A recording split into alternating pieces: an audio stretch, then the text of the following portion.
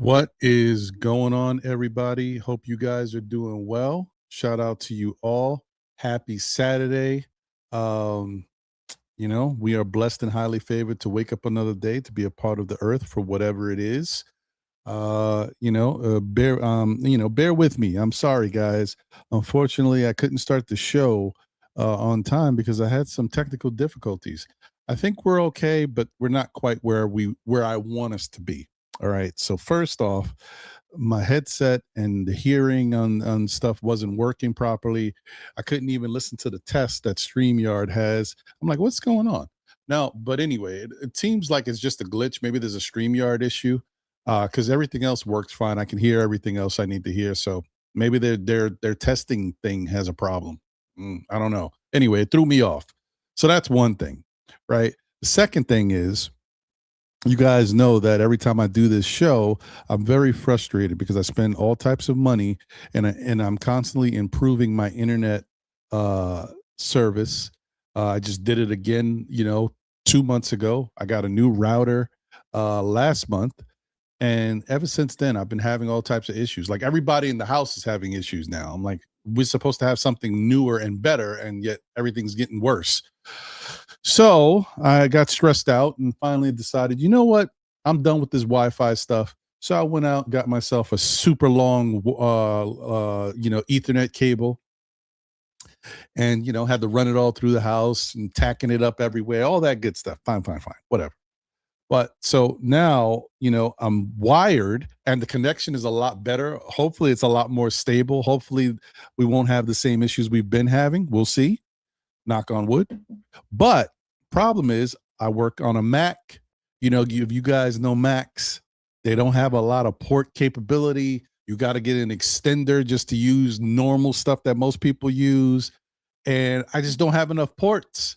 So I'm trying to hook everything up. I'm hooked up. And then now my camera doesn't work. So, because I need another USB port. So now I got to buy something else. It just doesn't stop. You know what I mean? It just doesn't stop. So now I got to buy something else to be able to handle the capacity of stuff that I have now. Anyway, the bottom line is you guys can still see me. I'm using my laptop camera. It's not the best quality, but it is what it is. It's darker. Um, and we'll just make it work for now. But the bottom line is hopefully the signal strength and the show itself is a lot more stable, and we'll go from there. But anyway, thank you guys for bearing with me as I try to figure all this stuff out and try to put together the best show I can. So we'll get there somehow. And the other thing that's weird for me is I'm so used to looking at my camera that now I'm looking at the wrong spot. I'm looking up here and the camera's here now. You just can't win. You just can't win. Anyway, it's okay, guys. We'll get through it. Anyway, I hope you guys are doing well. Good to see all of y'all. Happy Saturday once again. As always, the weather is starting to weather. Boy, have you guys seen the forecast for next week in the New York area? Ooh, wee. All right, let's take a look. Currently, it is 56 degrees in the New York area, going up to a high of 64. It had some rain in the forecast for around 12 p.m. But after that, it's supposed to be so it may rain, it may not rain. We'll see. But it's supposed to be sunny skies from 2 p.m. on until 7 p.m. tonight. So nice. We'll take it. Tomorrow, partly cloudy, but there's some sun, mostly sunny. High of 58 degrees. Then Monday, partly cloudy, high of 76 degrees. Tuesday, mostly sunny, high of 83 degrees. Wednesday, mostly cloudy, but some sun, high of 80 degrees. Thursday, mostly sunny, high of 80 degrees. Friday, mostly sunny, high of 76. And Saturday, mostly sunny, high of 75. What is happening, folks? We'll take it. We'll take it. Anyway, I hope you guys are all doing well. Please don't forget to check on your loved ones, family members, and friends, and also to get yourself checked because you just never know. We got to be on top of ourselves because no one else is going to do it.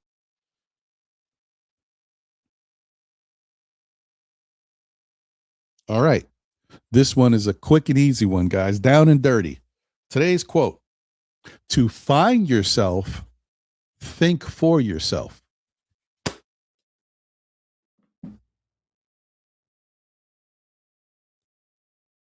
I mean, it doesn't get much more simpler than that, folks. To find yourself, think for yourself.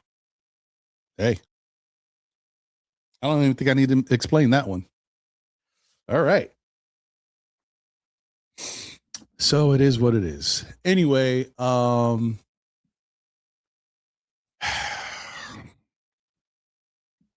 also would love to say that I've been kind of deep diving all morning, looking at different media stuff and content stuff, talking about the Knicks because, once you look at one Nick video, the algorithm gets you and you start looking at a bunch of them. And I'm just looking at what people are saying about the Knicks currently, how the Knicks have a lot of flaws, excuse me, and there's a lot of concern and the it's what's the odds of the Knicks making the Eastern Conference, not even the NBA finals, the Eastern Conference finals, if it's a 50-50 chance. Some people are saying it's not even a 50-50 chance, if they have to face Boston, blah blah blah, all this and this. Boston was playing possum. Jaylen Brown could have played versus the Knicks, but the coach, might be doing mind games, said, you know what, they need the game more than we need the game. We can sit Jaylen Brown, and if they win, they'll have their own false sense of confidence. And then when the playoff starts, we'll be ready to hit them full strength, and it will change the outcome. I mean, this could be true. That might have been what the coach was thinking. I wouldn't put it past them, because part of coaching is figuring out how to get a level up on your opponent. Right? Last year, the Celtics were very confident because they kind of basically handled the Knicks all season. Then you get into the playoffs, and it was a different story. So maybe that is the case. One second, y'all. Give me a.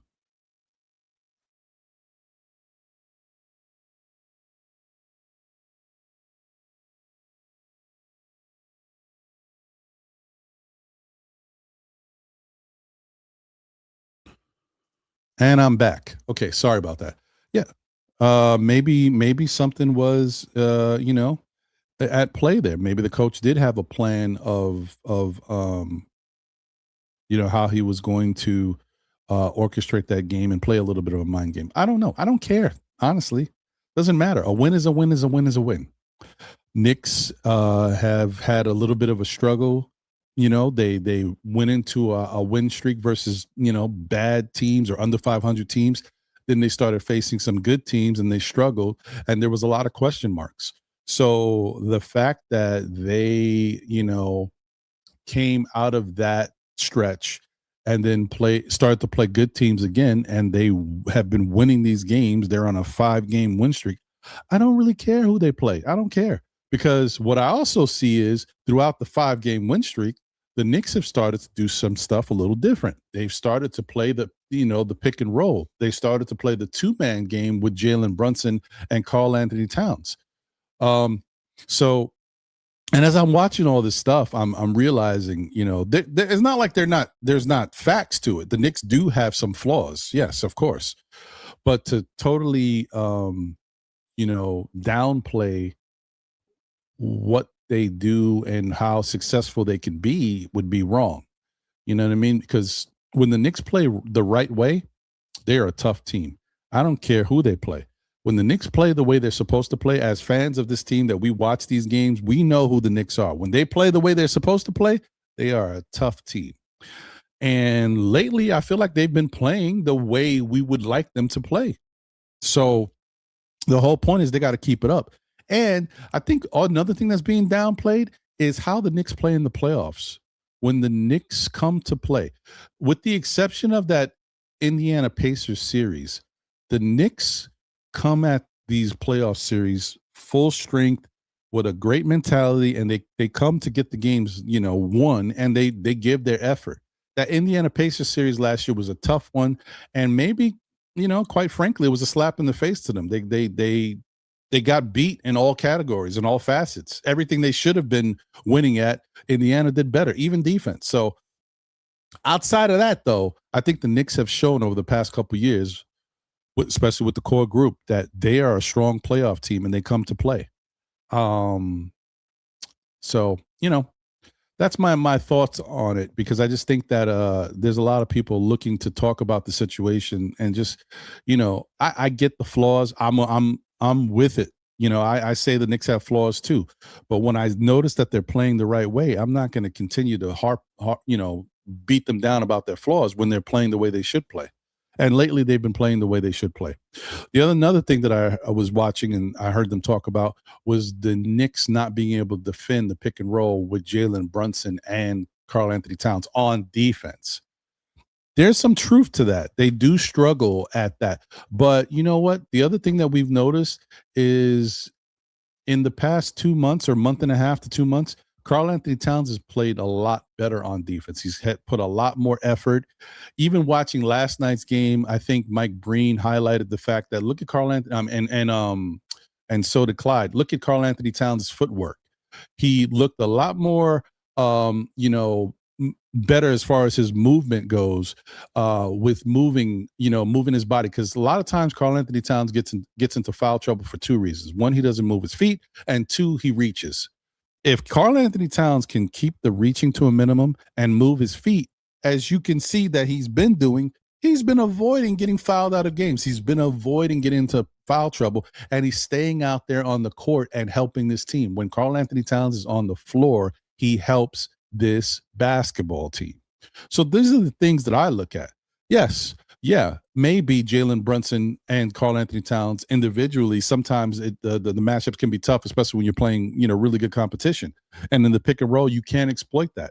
But the flip side is, now that the Knicks are doing their own two-man pick and roll with Brunson and Cat, nobody can defend that on the other end, because guys don't have an answer for it. If they do the pick and roll one way and Karl Anthony Towns flashes to the hoop, Jalen Brunson passes the ball, he's going downhill, good luck, right? Or if you say, hey, I'm going to take that away, I'm stopping it. All right. They do the pick and roll. He fakes like he's going to go to the hole. He stays back and shoots the three. Good luck. Like, don't give me that. And that's Brunson flipping it back to Towns. Towns is a good enough passer that he can flip that ball right back to Brunson, and Brunson can knock it down from outside. Brunson can hit you with the mid-range or take it all the way to the hole. That's a very tough two-man. Honestly, it's still something they're working on. And as you guys can see, sometimes it looks a little clunky, but sometimes it looks really smooth. If they get that two-man game down, mark my words, that is the toughest two-man in all of basketball to defend. And I don't know what a defense is going to do about that. And once you try to take that away, that leaves guys open all over the place, because you have to help to be able to take it away. I don't know what took the Knicks so long to do this. We've talked about this for years. And for whatever reason, Thibodeau tried it and then he didn't like it. For whatever reason, Mike Brown is just deciding to do it now. I don't know why he didn't do it earlier. Hey, it is what it is. I don't care, as long as they're doing it and it's working. So anyway, these are the type of things that you notice and that people are talking about. Everybody has something to say. Everybody has an opinion about these things. So I'm just kind of referencing that stuff and giving you my take. Am I concerned about the Knicks in the playoffs? Of course I am, because you always have to think about, will the Knicks play the right way and can they stay healthy? And that's pretty much it. If the Knicks can stay healthy and they play the right way, I told you guys already, I feel like the Knicks will make it to the NBA Finals. Now, I don't want to keep repeating it. I'm very concerned about the Knicks versus OKC, but I'd rather get there and let my concerns, overtake me then. Let's get there first. So, we'll see. We'll see where we go from here. So the good thing is that the Knicks did win last night of the back-to-back versus Toronto. They are on a 5-game win streak. But another thing that happened is I believe Cleveland lost, which allowed the Knicks to clinch the 3rd spot in the Eastern Conference.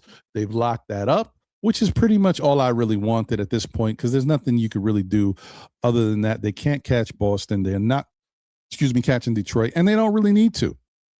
All I really wanted for the Knicks was to be able to be on the other side of the bracket. I did not want to have to play Detroit early. I wanted the Knicks, if they were going to play Detroit, to play them in the Eastern Conference Finals.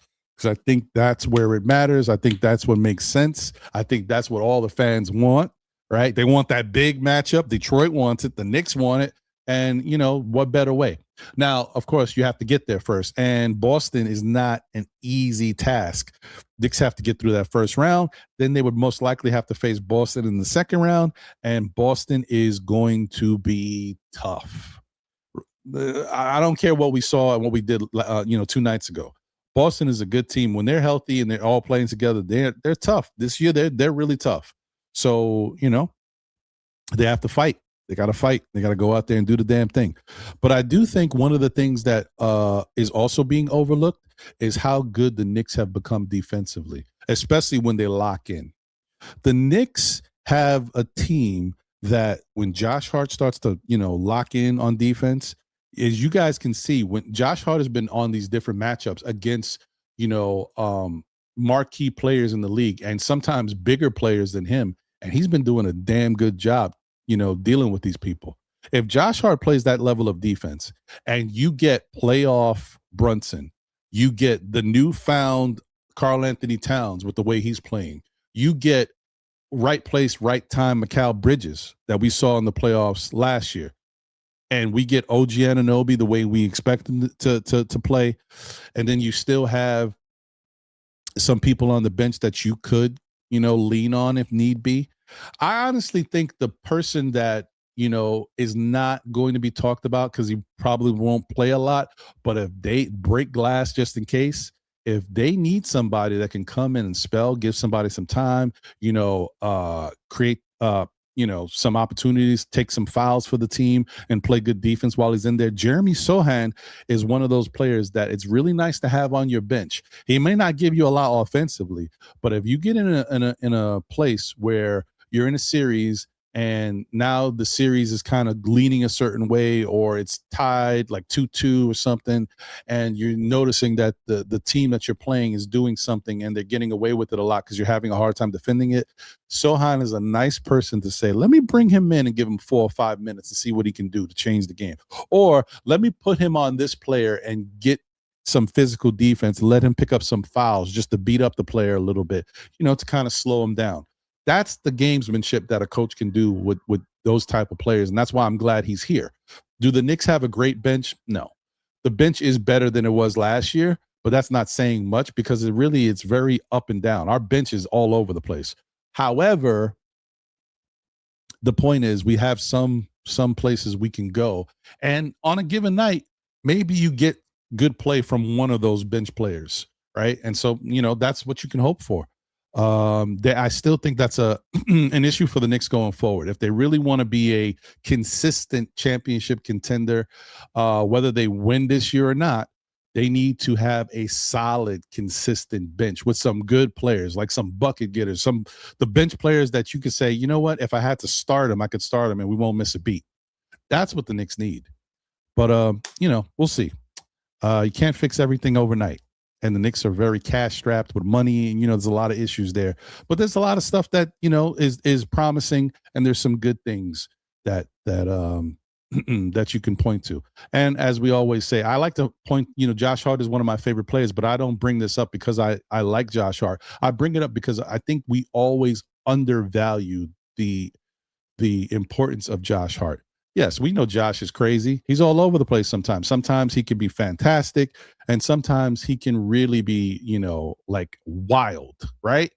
But just because of that, you cannot downplay Josh Hart's importance. I mean, who would ever think that Josh Hart would be one of the best three-point shooters on this team? Is that not nuts? Guys, that's crazy. But that's what it is. That is truly what's happening. Josh works on his game. Josh has a freaking splint on his finger all year, and he's one of the best three-point shooters on the team.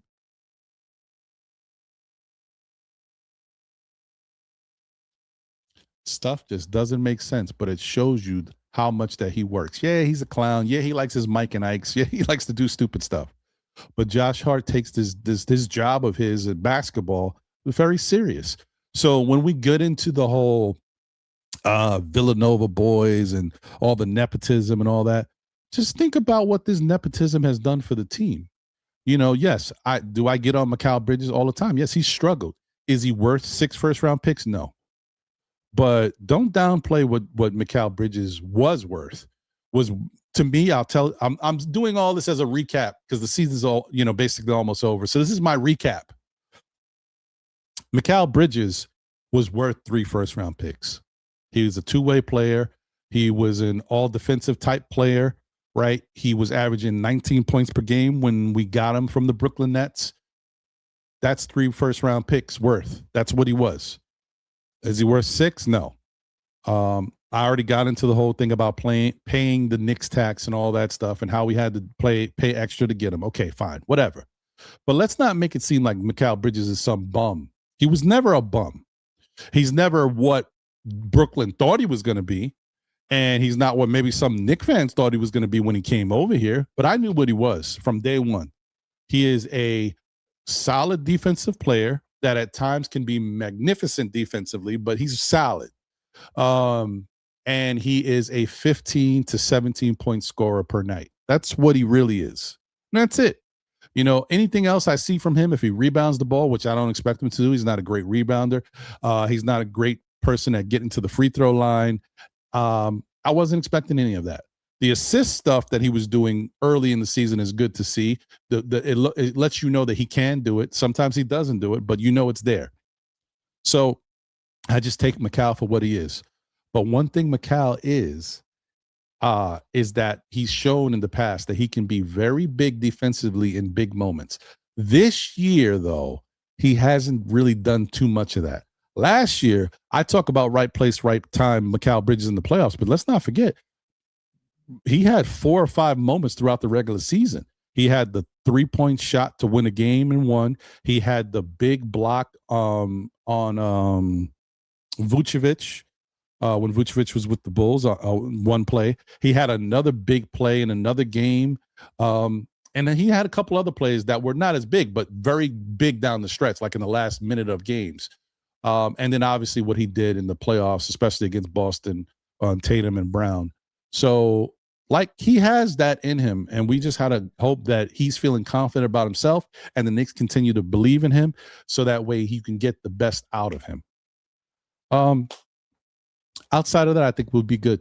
I think we'll be fine because there was a reason why the Knicks decided to go out there and make their team a type of team that could beat Boston. And look, it's all going to come back to the forefront once again. Boston is probably a team that's going to be the matchup we got to really worry about.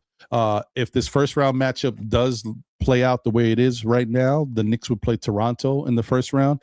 And listen, you don't want to take any team for granted, but I think we all feel very confident that the Knicks could get past Toronto. But if that's the case, then most likely that second round matchup will be against Boston. And the Knicks are primed and ready to beat Boston. Boston obviously is a tough team, and they can beat the Knicks too. But they just got to go out there and play their game.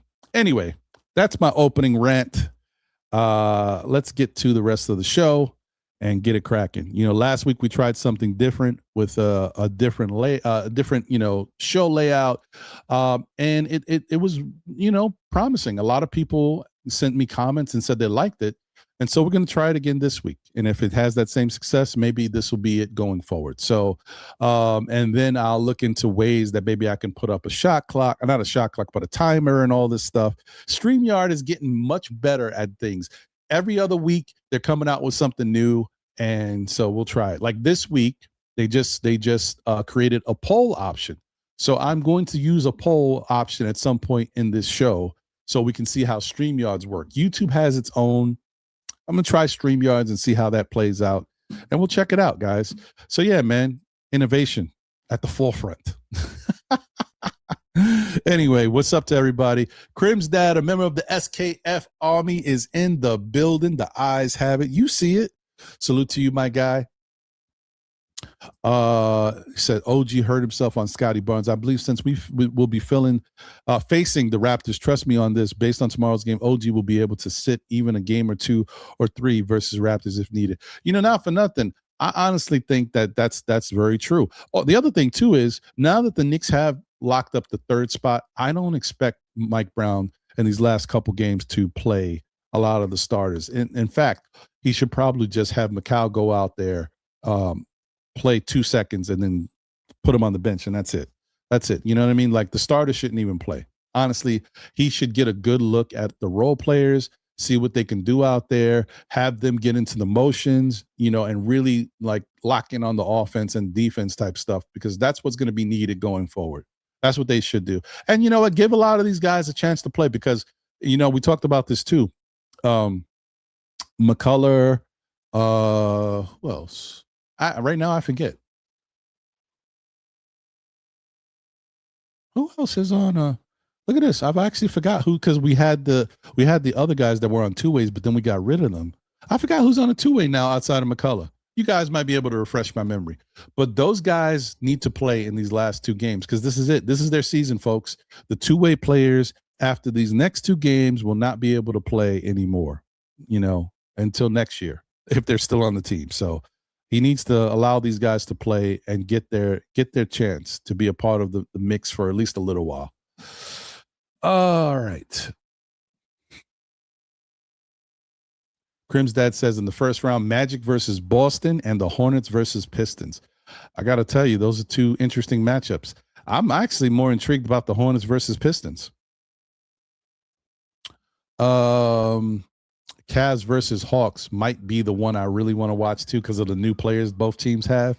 So, I might really look at. I don't normally look at a lot of these other games. I only worry about the Knicks games. But I might actually take a look at some of these other games. And I can't stop looking at my other camera. Look at me. I cannot stop. Guys, you see me? You can't see me because I'm looking at the wrong damn camera. Anyway, back to you. I hate this. All right. Chris Gotti is in the building. What up, Chris?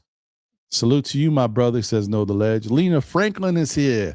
Let's go, Lena. So what up, Knicks fans? I'm so happy that we did it again, that we are in the playoffs again. So now it's time to get serious. That's a fact. That is a fact. Shout out to you. Thank you for being a member of the SKF Army.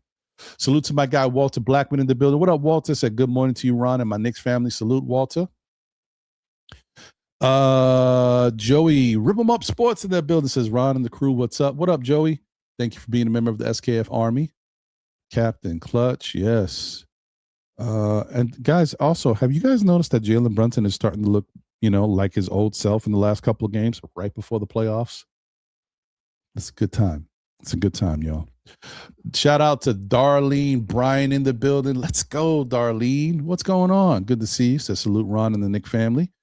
She also says great win last night. Go Knicks, go. Randu's in the building. What up, Randu? Good morning, Ron, and to the chat. What up, Randu? Good to see you. Wonder Woman is here. Let's go, Wonder Woman. Good morning, Ron, in the chat. I hope everyone is doing well. It's time to focus on the playoffs. Yes, and thank you for being a member of the SKF Army, Wonder Woman. Sha Powers is in the building, one half of Knicks Real Talk. Salute, salute, salute. What's going on, Sha? Tendril Sound is in the building. What up, Tendril? Says start the show. My bad, B. My bad. What up, bro? Kerry Cox is here. Says salute, Ron. What up, Kerry? Good to see you. Misery Loves Company is in the building. 2026. Salute to all. What up? Salute.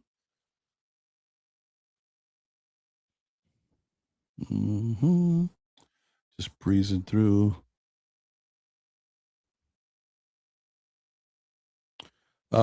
Misery Loves Company also says Cat gonna get guarded by smaller players for the majority of the playoffs. Only the Cavs can guard him big to big for extended periods of time. That's true.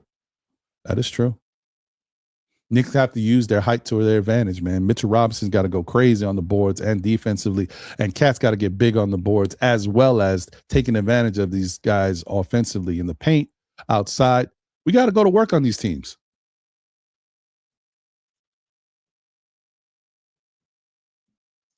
Yeah, they are, Kerry.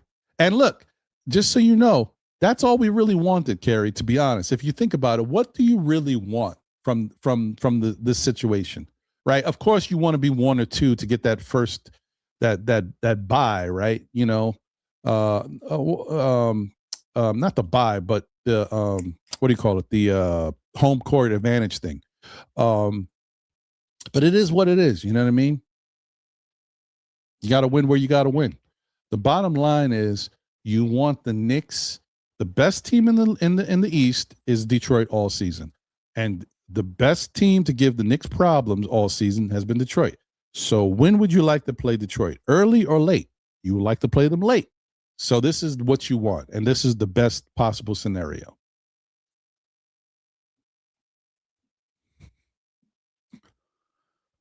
Pierre Moise in the building. What up? He says, "Yo, what up, Pierre?" Sherwin is in the building. Says, "Good morning, Ron. If Cat can continue to play like this, I can become a fan." There you go. Look at that, turning people around. What is happening to Cat in the past 3 games? He is rolling instead of popping all the time. Listen, it's about as I've said in the past. Cat's not doing this on his own. He's being coached to do it. So the coach, this is the job of the coach. I tell you guys all the time, when we have issues on the court with certain things we see, the coach is what lets it happen. If you want to change something, the coach is supposed to change it. And the coach is the one that's making these guys run this 2-man game, this pick and roll action. And so it's about damn time. You can't just do something. Just like the big lineup, right? When you put Cat and Towns out there. I mean, Cat and Mitch out there. When you did that the first time around last year, when Thibodeau was doing it, it looked terrible, right? And he did it at the wrong time. Like, you wait all season, you want to do it at the end of the season? No. You have to do it and work at it so it can be better. The pick and roll, the 2-man game between 2 guys that are used to scoring individually and don't play off of each other in that way, you've got to practice it. You've got to keep doing it. It's frustrating.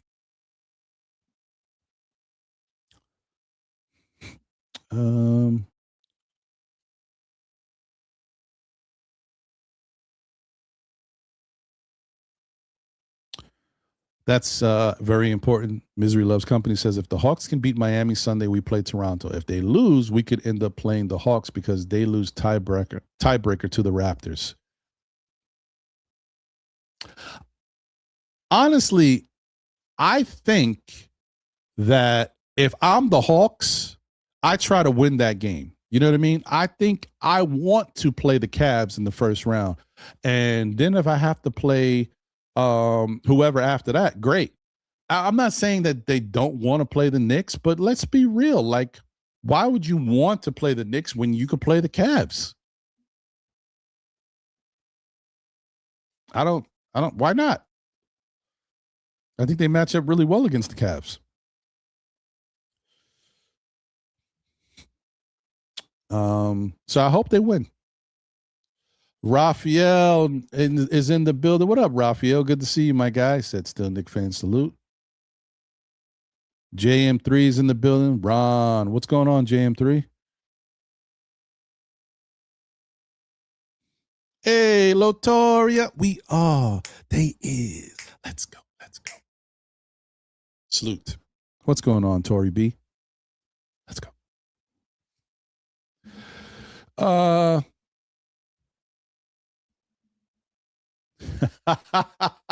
Crib's dad is funny. 1, 2, 3, 4, 5, 6, 7, 8, 9, 10 drill. Shout out to Travel Vibes in the building. What up? Salute, family. All right, I'm breezing through. I'm almost at the bottom, folks. Trapped in the 90s is here. Salute. What up, Trapped in the 90s?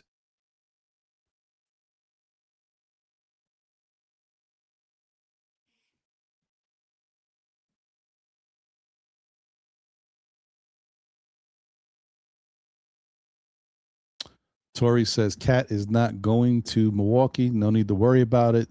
Giannis is fool's gold. Listen, I mean, you preach it to the choir on my end. You know how I feel about the Giannis stuff. I hate the circus. D-Rex is in the building. Sohan is not a real 5. He turns the ball over too much. Huck Purdy over Sohan at the 5 all day. Yeah, I guess. I mean, I don't want to play him at the 5. That wasn't my thought.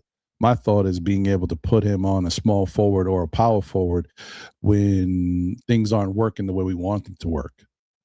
So, but we'll see.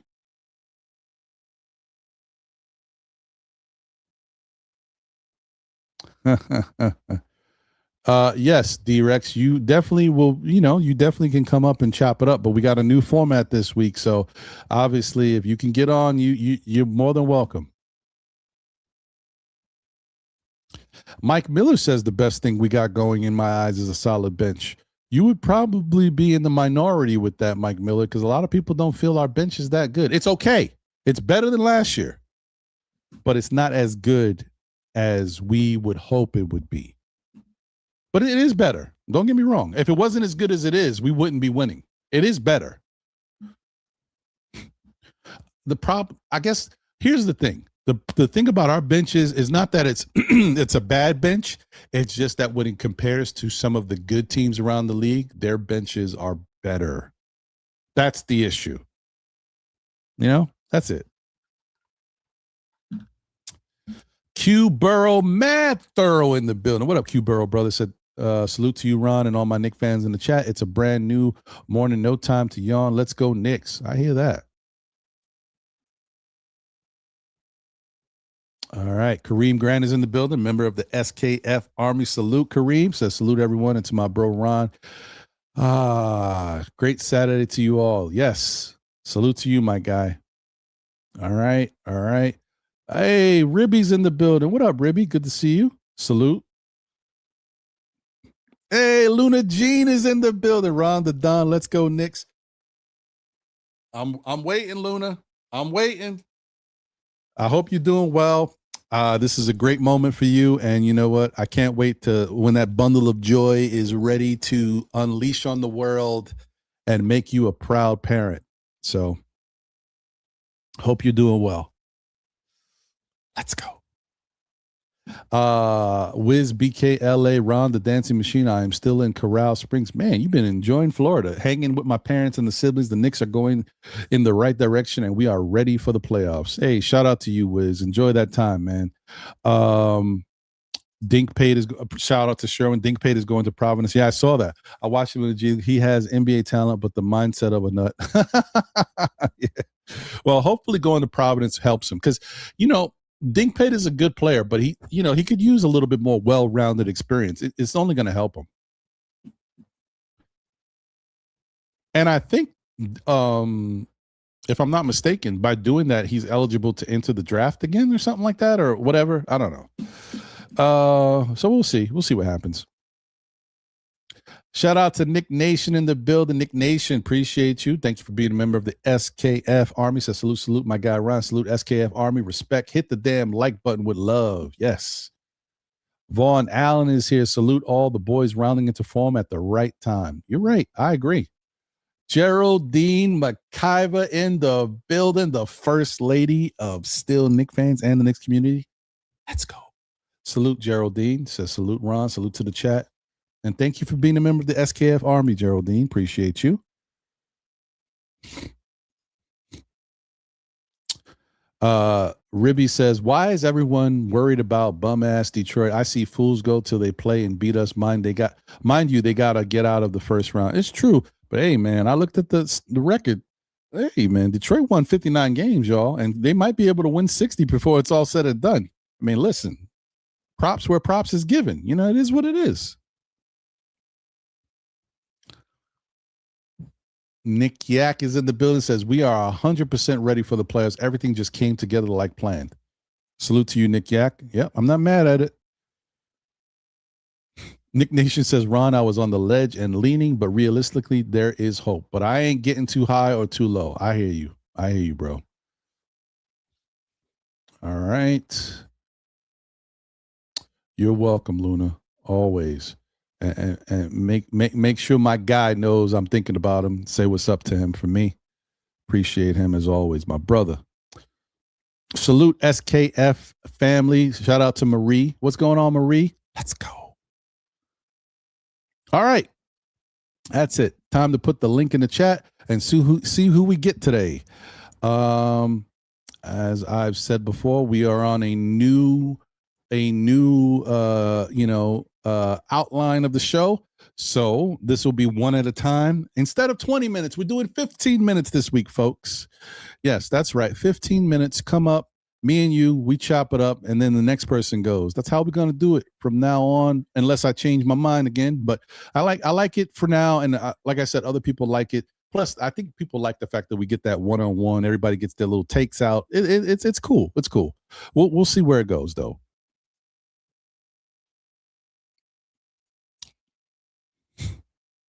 All right. Excuse me.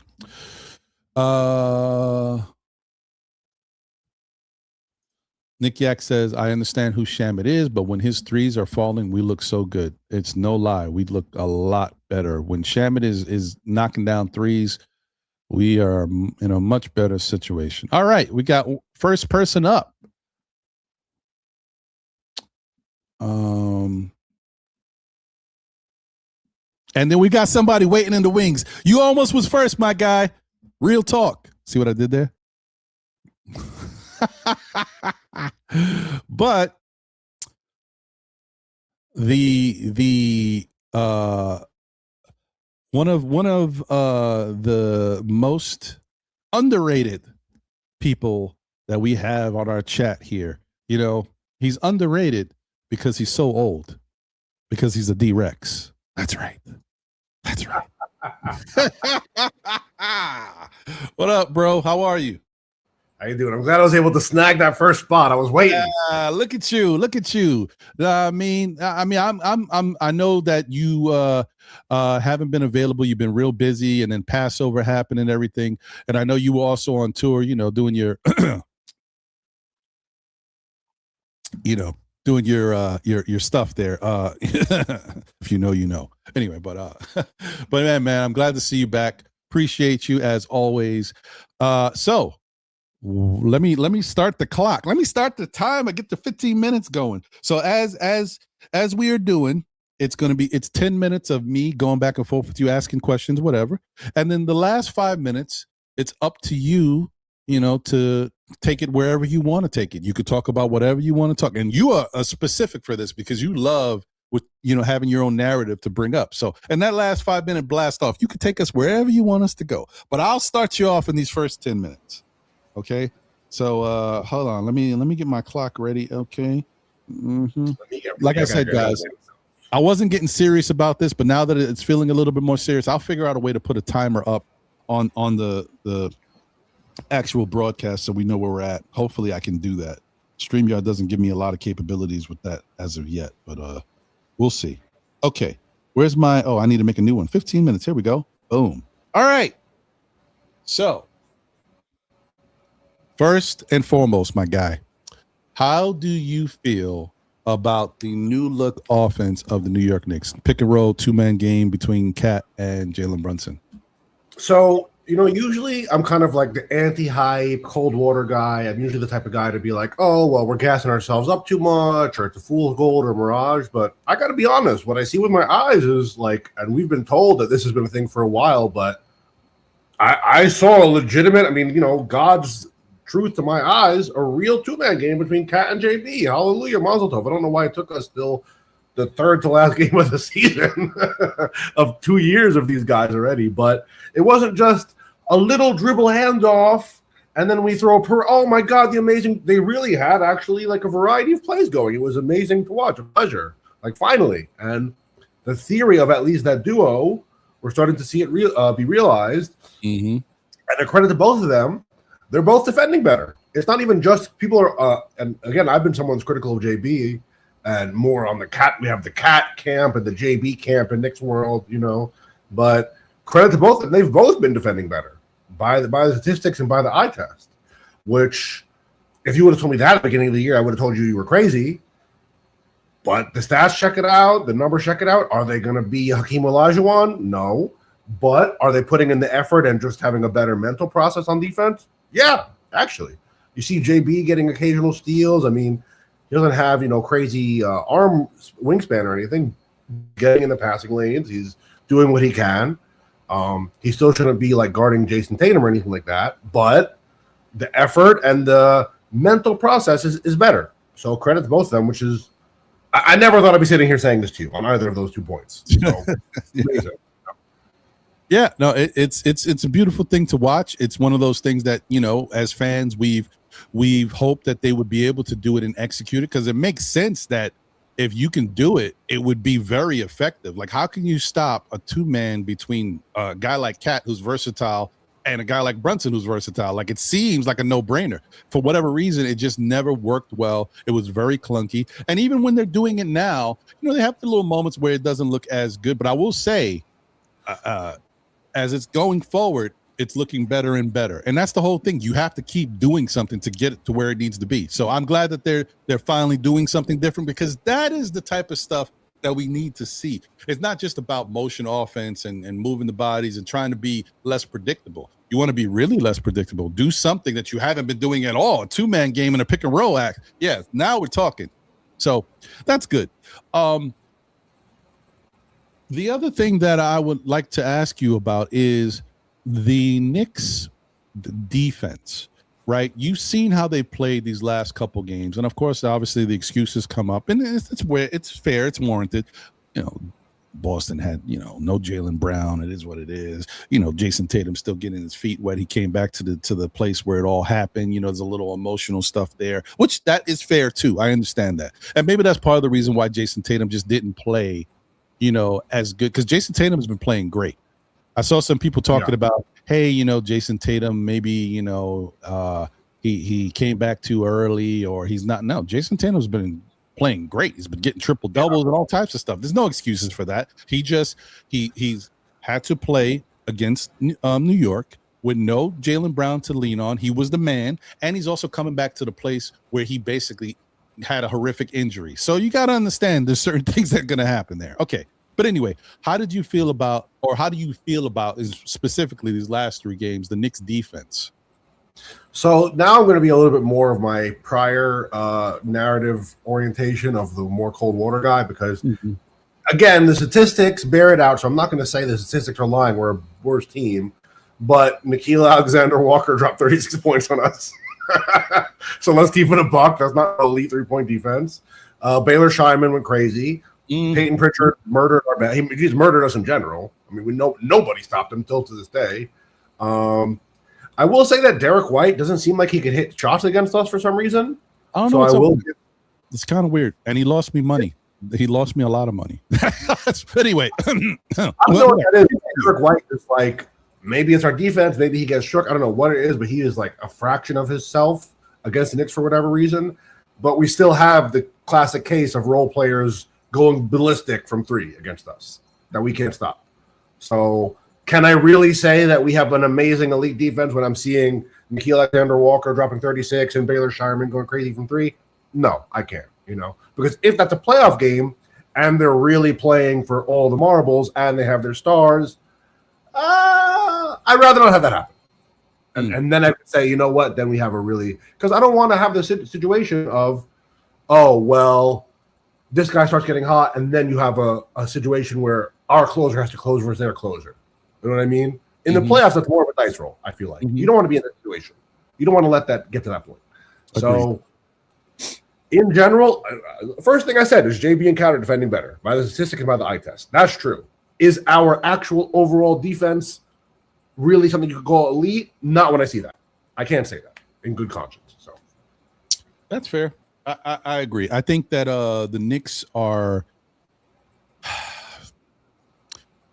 they're flawed. We all know they're flawed, but they're flawed in a way in which they just, the thing about the Knicks is like you can't say this is what you're going to get today. You don't know.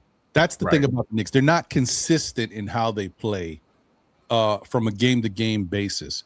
And so that is a big flaw. Whereas another team like OKC, for example, you pretty much know what you're going to get. You know how they're going to come out and play. You can pencil in SGA for 30 points a night. You know what I mean? Like it's just like they play a certain way. And the Knicks are just very, very different when it comes to that. And so unfortunately, that's the unpredictable part about the Knicks as a fan, that you just don't know what you're going to get. And so we got to see where it goes from here. But that's a little tricky. That is a little tricky. Now, I've said this before, and I like the fact that they've been doing this in the past 3 games. I feel like the Knicks, when the playoffs start, they turn it on. I do feel like they become a different team. I feel like last year, honestly, I'm not going to take anything away from, but that series against Indiana was a conversation of the switch. That's what we've been talking about in the end of the season here. Correct. And don't get me wrong. I don't think that the Knicks.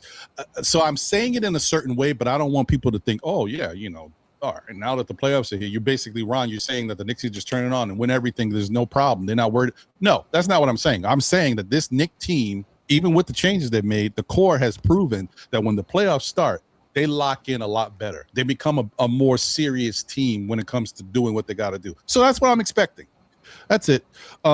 So outside of that, how do you feel about the fact that, well, you might get into this on your own in your blast off, but so how do you feel about the fact that you're seeing as we get closer to the playoffs that Mike Brown is changing the rotation? He's kind of locking in now, and it's getting shorter. So, look, I have my doubts and skepticism about the bench. I feel like that's where we're going with this. Mm-hmm. Of the veterans on the bench, I've been critical of him, but I've also been, showing him, giving him his flowers when it's appropriate. Of the veterans, Jordan Clarkson is probably the one that I mind the least. Mm-hmm. But a lot of Knicks fans are gaslighting themselves into thinking, oh, he reinvented himself. Look, the guy is 33 years old. He's not some heavyweight dude. He can get knocked off his spot. He's not going to be an elite defender in his 33rd year of an NBA player. Let's be real here, He's still going to get into foul trouble. He's still get knocked off his spot. He can still get targeted. Is he putting in more effort? Yes. Is he being less selfish with the ball? Yes. Is he having a better shot selection? Yes. He's not just launching threes like crazy, So I give him credit for that. But I feel like, first of all, the thing that really shocked me yesterday and why I brought it up in the chat is that last night against the Raptors, Brown went to Sochan at the 5 over Hukporti, which to me was a little bit silly, and you saw he reverted away from it, which was actually encouraging that he saw it didn't work and that we were getting, pushed around, and he's like, okay, we need some actual stuff. We need a center, basically. And I don't like that. The one trick I feel like he has up his sleeve, and I hope it's more than that, is, small ball. Things are going small ball. Now we're going to win, small ball. When my back's against the wall, which is the opposite of Tibbs, actually. Which Tibbs, for all his faults, and I was very critical of him, he understood the value of just size and physicality and mass, And Mike Brown, I feel like, things are going bad. Go small. We're going to be faster. We're going to shoot our way out of it. I don't like that. And against the Raptors, it didn't work because they actually, for all their faults against us, they're actually a team that has size and physicality. And they were pushing around Sochan out there. And Hukporti, now he's had 2 good games against the Raptors, I would point to, last season and this season.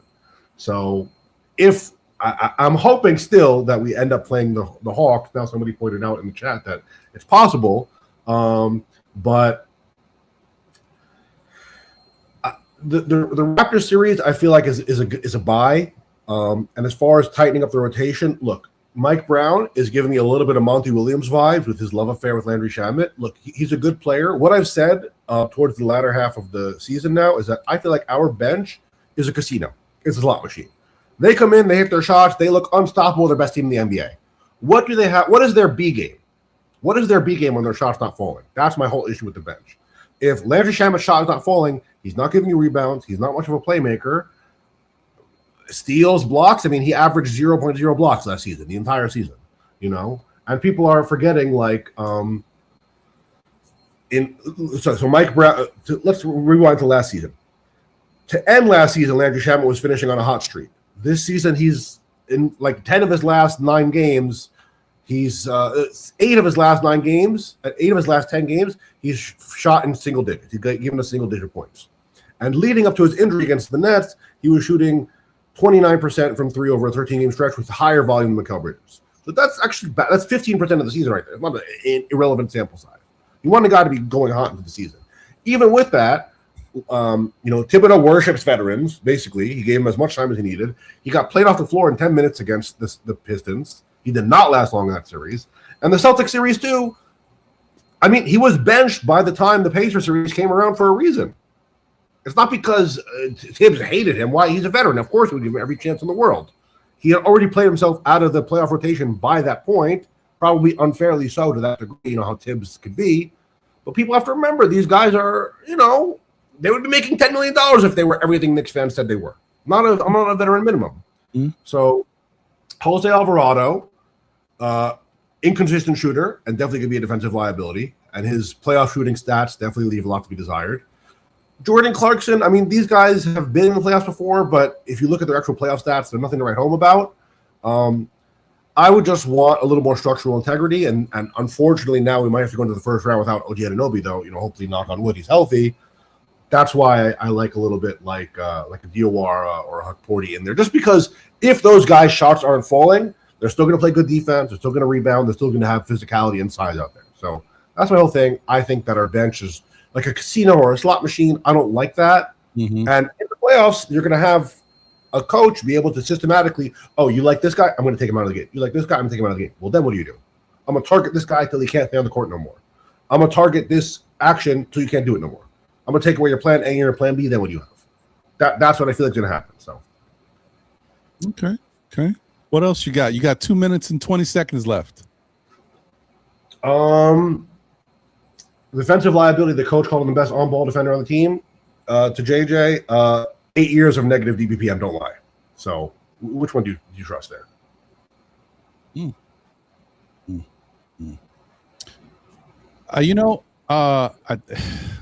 Listen, they have some things they got to work through, and it's a work in progress, man. And you hope, I just hope that Mike Brown continues to be rigid but stay flexible, right?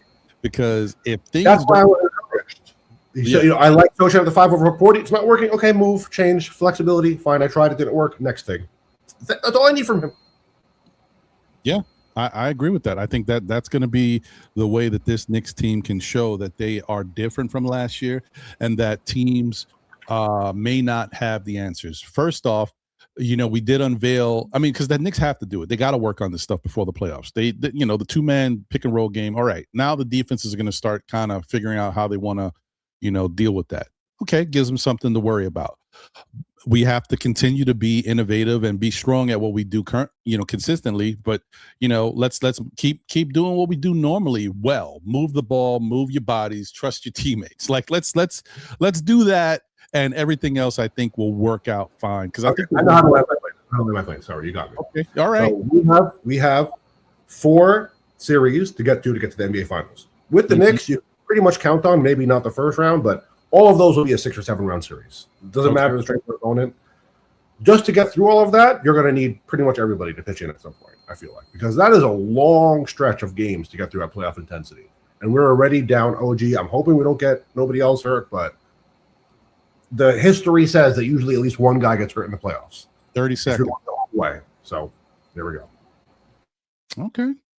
All right. Your plane has landed. Hey. Listen to that. Coming in under the wire. How did I do on time? No, you did good. You did great. You still got 12 seconds. So you're great. You're great. Really. Everybody like and subscribe. There you go, buddy. Hey, man. Thank you. And there it is. Time up. Shout out to you, D-Rex. I thank you. And listen, this is still a work in progress, this new format and new style. It's going to be one of those where, depending on how it goes and how many people come up, I honestly, it'll probably be like, once I get through everybody, the show will probably be over. However, there are going to be days where, especially as it gets nicer, if people are around and say I get 2 or 3 people up here, we run through the 15 minutes for each, and I still want to rock and talk, somebody can come back up again and get another 15 minutes. It all, we'll figure out what makes the best sense. But that's what we're doing right now. We're trying something. Thank you all for having me on. I'm very grateful I was able to squeeze into the time limit. And thank you for having me on the show as always. Hey, man. Thank you as always. Shout out to D-Rex, guys, and appreciate him coming to the show as always. Thank you, my guy. All right. So let's bring up the next person. Let's see. Who do we have on the videotape? No, I'll get out. I got to calm down. All right. Anyway, let's bring up the next person. All right, D-Rex, I'll see you, my guy. Latest. Oh, boy. Uh-oh. It switched up. Here we go. Boom. Shaw Powers in the building. Knicks Real Talk is here. I do like to say I like the play that you did before when Rex got on. That was a nice play. Real talk. Good stuff. All right, my guy. Let me set up your time real quick. First off, before I do that, let me say shout out to everybody. We got about 80 people watching right now. Please. Get them likes. Let's get them likes up. Let's build up this new format right here. And stuff like that. please smash that like button. If you don't know what it looks like, it looks a little something like this.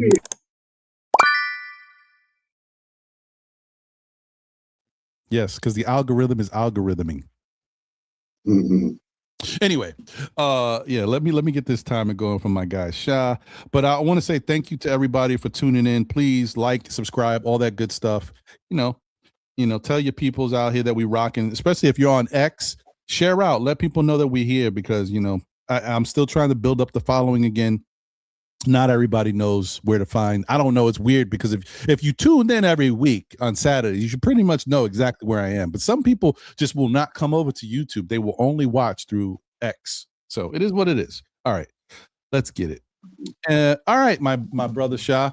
So what's your thoughts real quick? How do you feel about how the Knicks played against Boston and then last night against Toronto? What are you thinking about how they look? I mentioned this about Boston, man. Tom Thibodeau, salute to Tom Thibodeau. He has instilled in this New York Knicks team how to beat Boston. Ever since that last playoff run, he has instilled that in it. And we look better and better against Boston. They want to say they sat people out and all that stuff. Whatever. All right. They can say whatever about that. Last night game was a great game. I hope that the injury to OG is that's minor and they're just going to sit him out, which they should. They got a week plus tomorrow's game, which you probably won't see almost none of the starters. We really don't need to play any of the starters. So you'll probably see the Dewarras down from tomorrow's game, and whatever happens from there, it'll be the end of the season. Great coaching by Mike Brown this year, by being the most winningest coach this year for the New York Knicks. And since, Pat Riley, I believe it was. So salute to him. And some other accomplishment with some players being mentioned for defensive players at the end of the year, like OG. There was either some things out there seen with Mitchell Robinson, but I don't think he has the time. Mikal name is out there as well. So those are big things to look forward to at the end of the year. I mean, so I'm happy with where we at, and the last couple of games, like you were talking about earlier about that pick and roll, it's phenomenal. They were doing it a little earlier. I think they took it away, and now they're fine tuning it a little bit better. So it looks good. Yeah, no, I agree. Let me stop your clock real quick. I just want to say quick shout out to. I already put him up on the screen, but shout out to Jimmy J once again. Thank you for being here. Listen, as you guys know, everybody's welcome. If you're a fan of another team, you're always welcome to come in. Yeah, as long as you keep it respectful, we good. We take on all comers. We appreciate your opinions, and definitely love the fact of that we can have debates and dialogue and just chop it up. So appreciate you for being here. Shout out to you, Jimmy J. And shout out to No Strays, who is also here. Shout out to you. You Celtic pride. Y'all in the building. That's cool. He says Shireman, the fireman, plays in the rotation with Jaylen Brown. I will tell you one thing. This Shireman kid, it's something about a crafty looking lefty. I always love that.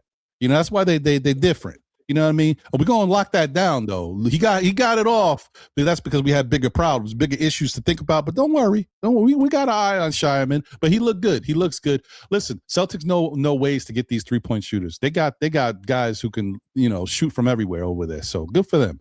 But yeah, man. Yeah, I he was moving yesterday though. 2 days ago he was definitely moving. So shout out to you guys. Thank y'all for being here. Shout out to my brother APAP in the building. Salute APAP. Salute to you, my guy. Good to see you as always. And I think that was it. I want to get to my guy NYC B-Ball. Shout out. Hey, Ron Mills is in the building. What up, Ron Mills? Good to see you. All right. And thank you for the generous super chat. You know what it is. Shout out to you, NYC B-Ball. He says, let's go Knicks. Okay, let me get the clock going again for my guy, Shah. All right. So another thing that, I wanted you to talk about was how do you feel about the Knicks bench? Because I think people are up and down about it, bro. They don't know if it's good, if it's not good. You know, like what? How do you feel the Knicks bench is playing? And specifically, I also want to bring up Jose Alvarado, who is probably going to get a lot of minutes over these next couple games. How do you feel about his play lately and stuff like that? I think that the Knicks bench will fill in as they have done all year long. When they need them, the last couple of games, yeah, we have had some down games from Shaman, but he hit some shots, some down games from Deuce, but he played some good defense and hit some shots. I mean, and as they get more acclimated, because they're both coming off of injuries, I mean, they're not really back into the real flow of the game yet. There's reminiscences of them playing better ball, especially when they're hitting their shots when they usually hit them. So, a couple more rotations, and I think they'll be back on board. Clarkson, I want to give on the show today a big shout out to Raw Hebrew. And I know he's probably not watching today because of the Passover. I don't know exactly what it is, but I know he doesn't come on Friday and the Saturday. Mm-hmm. So he called Clarkson West 4th Street, and he does play just like West 4th Street. Yeah, he does. He plays just like someone you would see on West 4th Street. And the way he pushes the ball and gives it to the big man, just like someone on West 4th Street, to get that super dunk, to take the crowd going crazy and stuff like that, he does that. And if you give him enough space on the court where he could drive, he could manipulate a shot. He's very good, like someone from West 4th Street. So I think he's going to be big coming down the stretch. He's playing a little better defense, if you want to call it that. He's trying to move a little bit. He does still get beat a little bit, but he tries harder. You know what I mean? He's in the passing lanes and stuff like that. So I like to see that. Last couple of games we've seen Shaman, if you haven't paid attention, being the point guard when Deuce McBride is out there. And I mean, that's something different that I haven't seen all year. He is out there implementing the offense, pushing the ball across, giving the ball up, and, penetrating and kicking the ball out. So that's something new that I really haven't thought about, seeing him as the point. So it's something new to pay attention to. I'm liking the way the Knicks are coming down this stretch, man. They needed to get hot. It's a whole bunch of stuff talked about. Oh, they couldn't beat no over 500 teams. Oh, we just beat two really good 500 teams that are top 6 in the NBA in the East. So I don't know. I think we look pretty good, and we're rounding out the way we should. End of the season strong. On a winning note. And tomorrow I think they're going to win too. I think they have a good chance of winning with the second unit. I don't think we see any of the starters, so I think that second unit, we'll see what we missing in the second unit by tomorrow. The second unit and all those two-way players, because I think that's the last game they'll be able to play. Yeah. No, I think you're right about that. I feel the Knicks have a chance to win, but I mean, I wouldn't be surprised because Charlotte I don't know if Charlotte needs the game, but I think they need the game. If they do need the game, I could see them winning because I could see them trying to go all out to win, especially if we're sitting guys. But I don't know if Charlotte, I haven't really looked into it too much to see if Charlotte actually needs the game. They may not. So, but we'll see. But yeah, because I definitely think now is the time to rest people. Like, you rest your guys and get them right. OG got a little banged up with a little something. We need OG 100%. Believe me, we don't need any issues with OG Anunoby. So let me ask you. By the way, too, I do want to say, Charlotte's stuck in a nice spot. They're stuck in a nice spot. They're game down by the 76ers, a full game. So so it probably doesn't mean anything, So I mean, the Knicks could have a good chance of winning tomorrow. Yeah, we'll see. I will say this, even though I'm telling, we talked about the bench. The bench is up and down, right? But the bench did play well last night. The bench did account for 43 points. So I'm gonna give the credit where credit is due. So yeah. But let me ask you this, Shah. Now that you know that we are a couple games away from the playoffs, is there a concern in your mind about, first round matchup? Like, I know right now, I think if it, ended today, we'd play Toronto, but anything can happen depending on what the Hawks do tomorrow. If the Hawks, lose or win, it makes a difference. Do you have a preference between the Hawks or Toronto as far as the first round matchup? No, I don't. I think the Knicks fare well in the East. The only team that really, if you want to say, dominated us this year was Detroit off of two back-to-backs and with players out and whatever. I think that's the only. Every other team, I think we almost clinched almost every other series against every other team in the East. So I'm not worried about the East. I think we fare well against Boston, and if they make it to the second round, because they have a hard matchup. Atlanta, if it was a preference of Atlanta, or I would probably say Atlanta. We beat up on them a lot. You know what I mean? I don't want to say beat up on them, but I don't want the Raptors is a small portion of what the Knicks used to be. RJ and IQ coming up against us and stuff like that. I don't know. You know I what I mean, mean? we beat up on Toronto too. I mean, We beat up on us in a while. We beat up on Toronto. We beat up on a couple of teams that we be matched up against. I think we have a good record against the Magic. They still in the mix over there, looking like they could be 7th or something like that. They still in that 7th, 8th, 9th position. So whoever it is, I'm not too worried about it. And I like what you said earlier about the second half of the thing, because Boston gonna have a hard role if they have to go against the Magic, or if they have to go against the Hornets. Even if the 76ers somehow come out of this hard matchups going out of that first round. It's nothing easy in the East. It's not like, Embiid is out, but that 76er team still got what they call them, podcast P out there. You know what I mean? They still got podcast P and their point guard.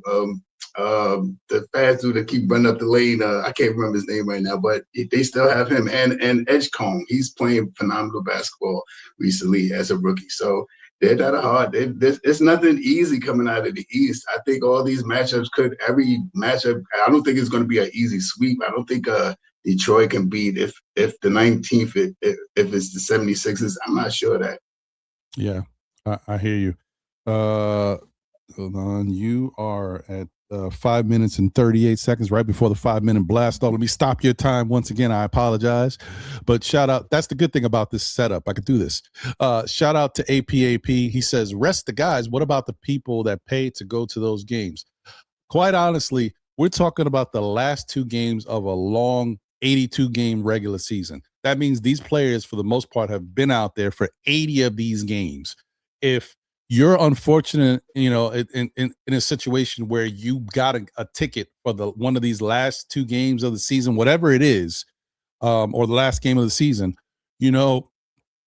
it just is what it is. Like, as a basketball franchise that's trying to win a championship, you have to do what's the best possible thing for your team. You already watched OG Anunoby get banged up in a game, and really the game meant something, but it didn't really. It meant something because the Knicks wanted to lock up that 3rd spot.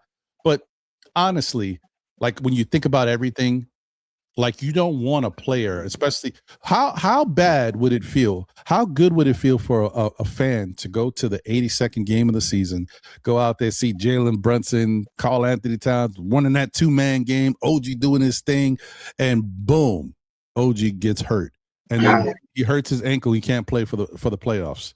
How bad would you feel as a fan? Hey, at least I got to see OG, and now your season is almost over. How would you feel about that? Like, I think most important is for the team to get rest, to go out there and put together the best possible product that you can. Yes, it's one thing to spend money to go to a game and watch these guys, but outside of you going to that game, after you go watch them in person, the season ain't over. Don't you want to still watch the team? Aren't you going to turn on the TV and watch the same team? You want to see your guys playing at full strength and being the best that they can to go out there to win. And if they go out there and play these meaningless games just to appease fans at the very end of the season, we're not talking about the beginning of the season, the middle. We're talking about the very end of a long season, right before the playoffs. It just doesn't make sense to put them in that situation. You got to be smart about it, because I got to tell you, especially for this Knicks team that 2 or 3 years ago went into the playoffs limping, what all these guys hurt, like, nope, we can't do it, man. I hear you, AP. Well, and to the fans out there that might be thinking that way, but nope, this team can't do it. We got to rest. Just to say something about that. Hey, listen, you go out there. If you got a ticket, you go out there and you still root for the Knicks because you still got players that are going to be in the rotation. You know what I mean? You might not see Jalen Brunson out there, but you might see a good game for Alvarado. We need that. I mean, we might not see Josh Hart out there, but we need a good game from Deuce McBride. I mean, we need him to get back in the rhythm. So you still will see a promising game that the Knicks can win, and we need the plays together. So for me, if I was going to this game, I'm rooting for the team because I want to see those guys get hot because we're going to need them. We're going to need them in that second and third rounds of games going down the stretch. We need them to get into rhythm because the guys I'm talking about is Shamet and Deuce right now, which haven't had their best games, but we need them to get better. So I need them to get 24, 28, 30 minutes next game, you know what I mean, to get back into rhythm. Yes. Yeah, no, I hear it. Let me start his clock again. Okay. So yeah, I mean, you know, you get a little extra time for your 5-minute blast off. Anything that you want to specifically talk about that's on your mind about, you know, your concern about whatever's happening with the Knicks, anything? I'm fine with where the Knicks are set right now, and I'm fine with what the Knicks have brought to the table. I've been talking all year about Mike Brown. Me and Devon always talk about at the beginning of the year. It wasn't about the plays that was here already. We already had the AMG or whatever kind of car you want to put, the Bentley or whatever. We just had to see who was going to drive the car. And so far, it seems like Brown has found out all these new little features on the car that he's using, and he's implementing them well. And it's not like he has to look over to do the thing now. Now he's using all the controls on the steering wheel. And it's looking good. If you watch too, when the guys come over to the bench and stuff like that, Brown is still up talking to other people, but the guys will go to either, if it's they're looking for offense, to the offensive coach. I forgot both of these guys' names now. And if it's the defensive coach, the skinnier guy with the white hair, they'll go to him. If it's the offensive guys, the shorter one that they go to. So, and Brown stands there, and then they go to Brown, and then they formulate. Never seen that before with Tom Thibodeau. All the coaches would be on one side, Tom Thibodeau would be over there with his pad doing some things over here, and then sit you down and, hey, a different way of coaching this year. If you notice it, they don't always go to Brown to get the advice. They go to the coaches. So that's another good look that I like to see this year because it makes the team pay attention a little bit more. And they have been doing great. I mean, with 50, how many wins? We got 53 wins this year, 50. How many times? When the last time we done that? Over the skid that we had this year of that 9 of 11 skid that we had or something like that. And we still third, we still fifth in the division. We're still probably third in offense and seventh, eighth in defense. Come on, man, that's a good team right now. I'm ready to go to battle with them wherever you want to go. I ain't worried about none of these. I'm not even worried about the West. I'm not worried. We have some good battles. If OKC just so happened to fall short of something like that, every one of those other teams in the West, we have good battles with. We have some winning records against some of these teams in the West. I'm not. Everybody thinks that we have such a bad year and we can't beat good teams. We didn't beat Houston how many times? We didn't beat Denver how many times? San Antonio how many times? Come on, man, those not good teams. We didn't beat Boston and Madge. Everybody that's in the second from two down, we didn't beat. You know what I mean? Winning the breakdowns, the three game, the 2 out of 3 games, 2 out of 3 games. I don't know. Not me. I think the Knicks got a great chance right now. Everybody thought the Knicks was going to be good in the beginning. I still think the Knicks are good right now. Why not? Because look at what look at the last couple of games what we have put together.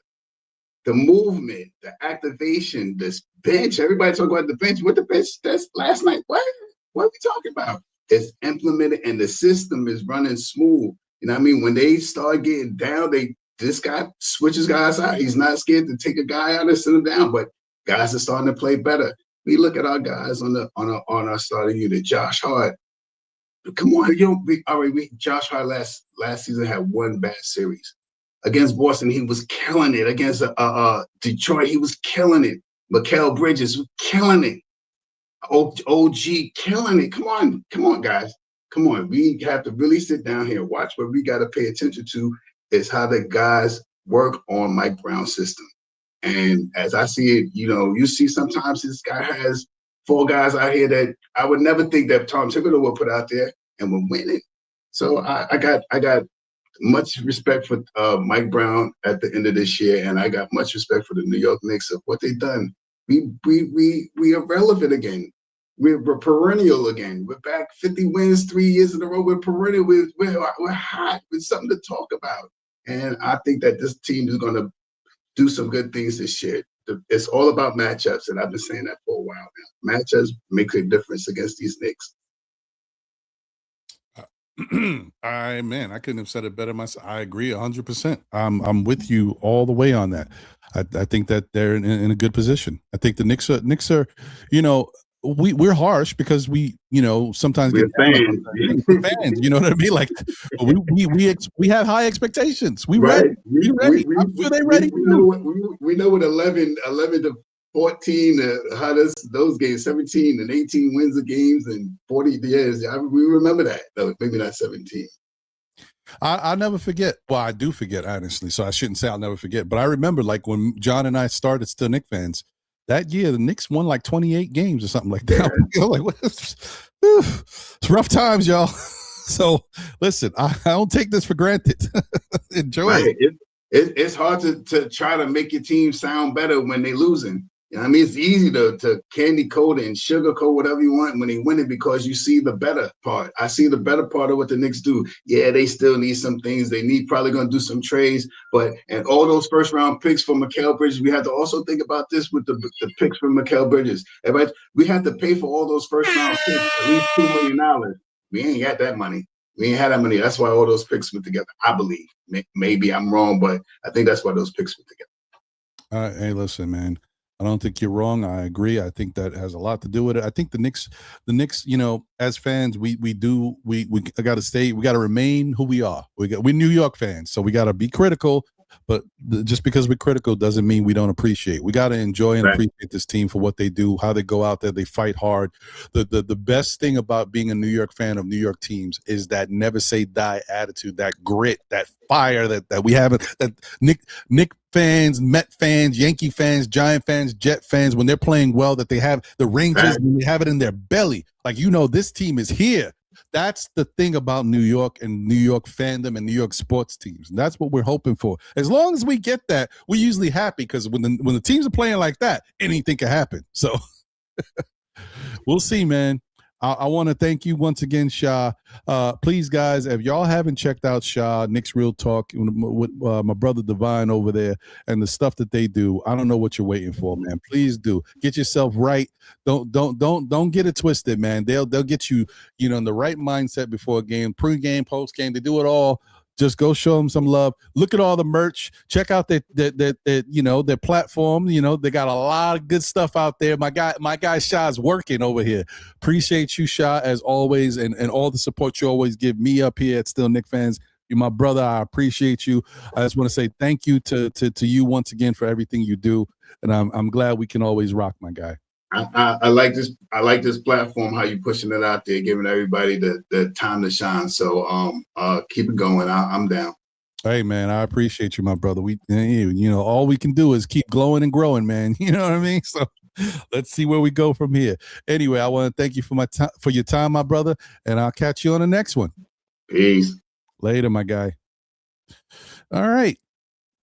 So this is where we're at, folks. This is what we're dealing with.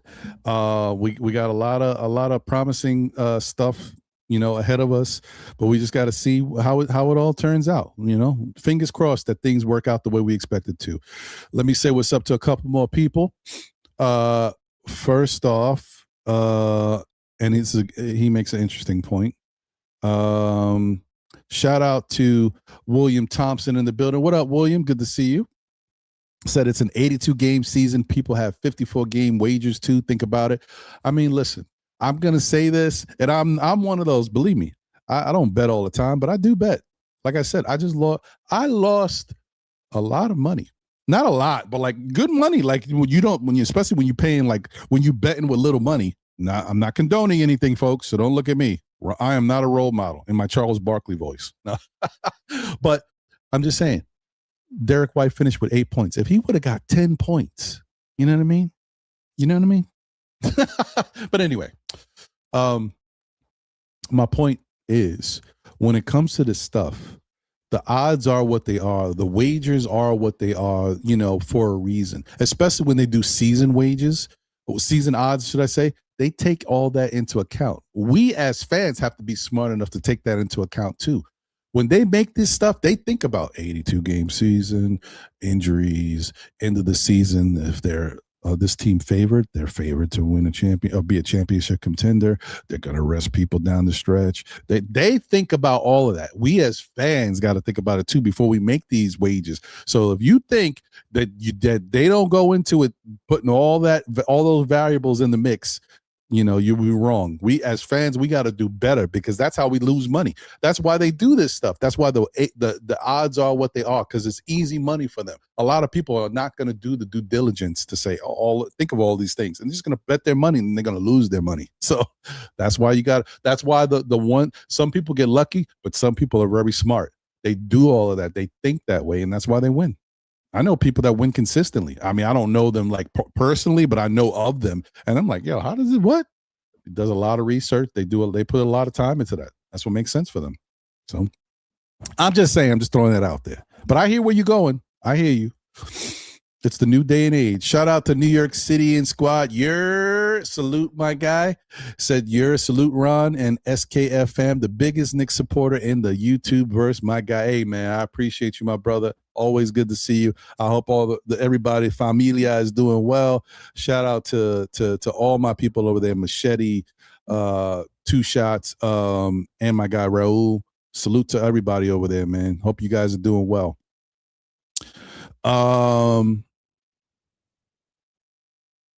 And that's the Organic Fanatics podcast, by the way. If you guys don't know, check out the Organic Fanatics podcast on YouTube. Show them some love. Shout out to Banga in the building. Said, I'm happy for the Knicks win, but at the same time, Boston didn't have Brown. We still have to be a little better. That's fair. Listen, you always got to strive to be better. Nothing wrong with that. So I hear you on that. Smash that like button if you haven't already done so. Shout out to Cool Breeze in the building. Said, sit them. The third seed is already locked up. They about to have a week off till the playoffs start. Yeah. Gotta rest your guys, man. Make sure they right before they start. Why not? Plus, the Knicks are an older team, guys. Let's not forget that too. If at one point we were a little younger, we did the revamp and the retool, try to get a little. But now in today's NBA, we're a little longer in the tooth out here. These young boys can run circles around us. They don't need as much rest as our guys, Brunson, Hart. These guys need some time. Cat, they need some time. Need some rest. Shout out to Keith Turner in the building. As always, salute Keith. Said, I would never pay to even watch 2 last games of a regular season anyways. I hear you, my brother. Shout out to Cowboys in the building. Let's go. What up? Cowboys said, what up, Ron? You started without me? Yeah, I was waiting. I told everybody, I was like, yo, we're going to start the show any minute. She should be here. But you didn't show up, so I had to start. My bad. Shout out to No Caps Life's analyst in the building. Salute to you. Said, when actually run some type of offense, we look great. That 3 hard hit to close out the C's was the result of ISO ball that didn't work, but the prayer was answered, not sustainable. Okay, I hear you. Picking up what you're putting down, my brother.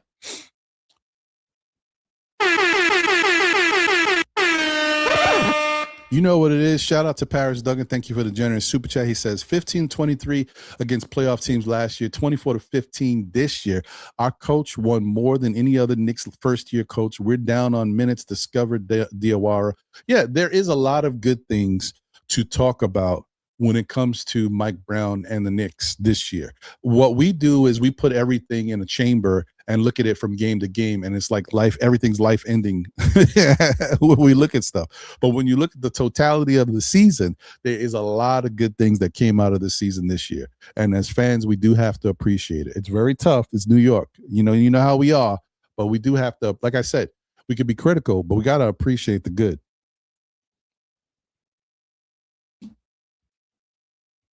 Shout out to Matthew Hurley in the building. Bro, you just missed it. Listen, after the show is over, replay gang. D-Rex was the first one up. He got his 15 minutes. So definitely after the show is over, rewind, watch the replay, watch D-Rex, and his takes. You missed him. He was here. Crib's dad is crazy.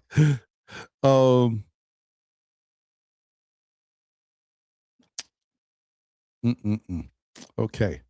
Yeah, so that's what's going on, man. And I'm looking at like I said, I'm looking at all of these different, media outlets talking about the Knicks and their chances. And I gotta tell you, not a lot of media outlets give the Knicks a lot of good odds to do anything. And that's what I think the Knicks love that. I think that's where the Knicks play their best. I think that's where they play their best. I think that's where they learn how to really, go out there and prove everybody wrong. So hope it continues. Knicks don't like being the front runners. They like playing from behind. So, let's go from where we're at. Joe says, can he call in? No, but you definitely could pop up. You could do the 5-minute blast off. Yeah, sure. I'll put the link out there for you, my brother. You always a pleasure to see you, Joe. Good to see you, my guy. Let me invite you real quick. Hold on. Put the link out there for you.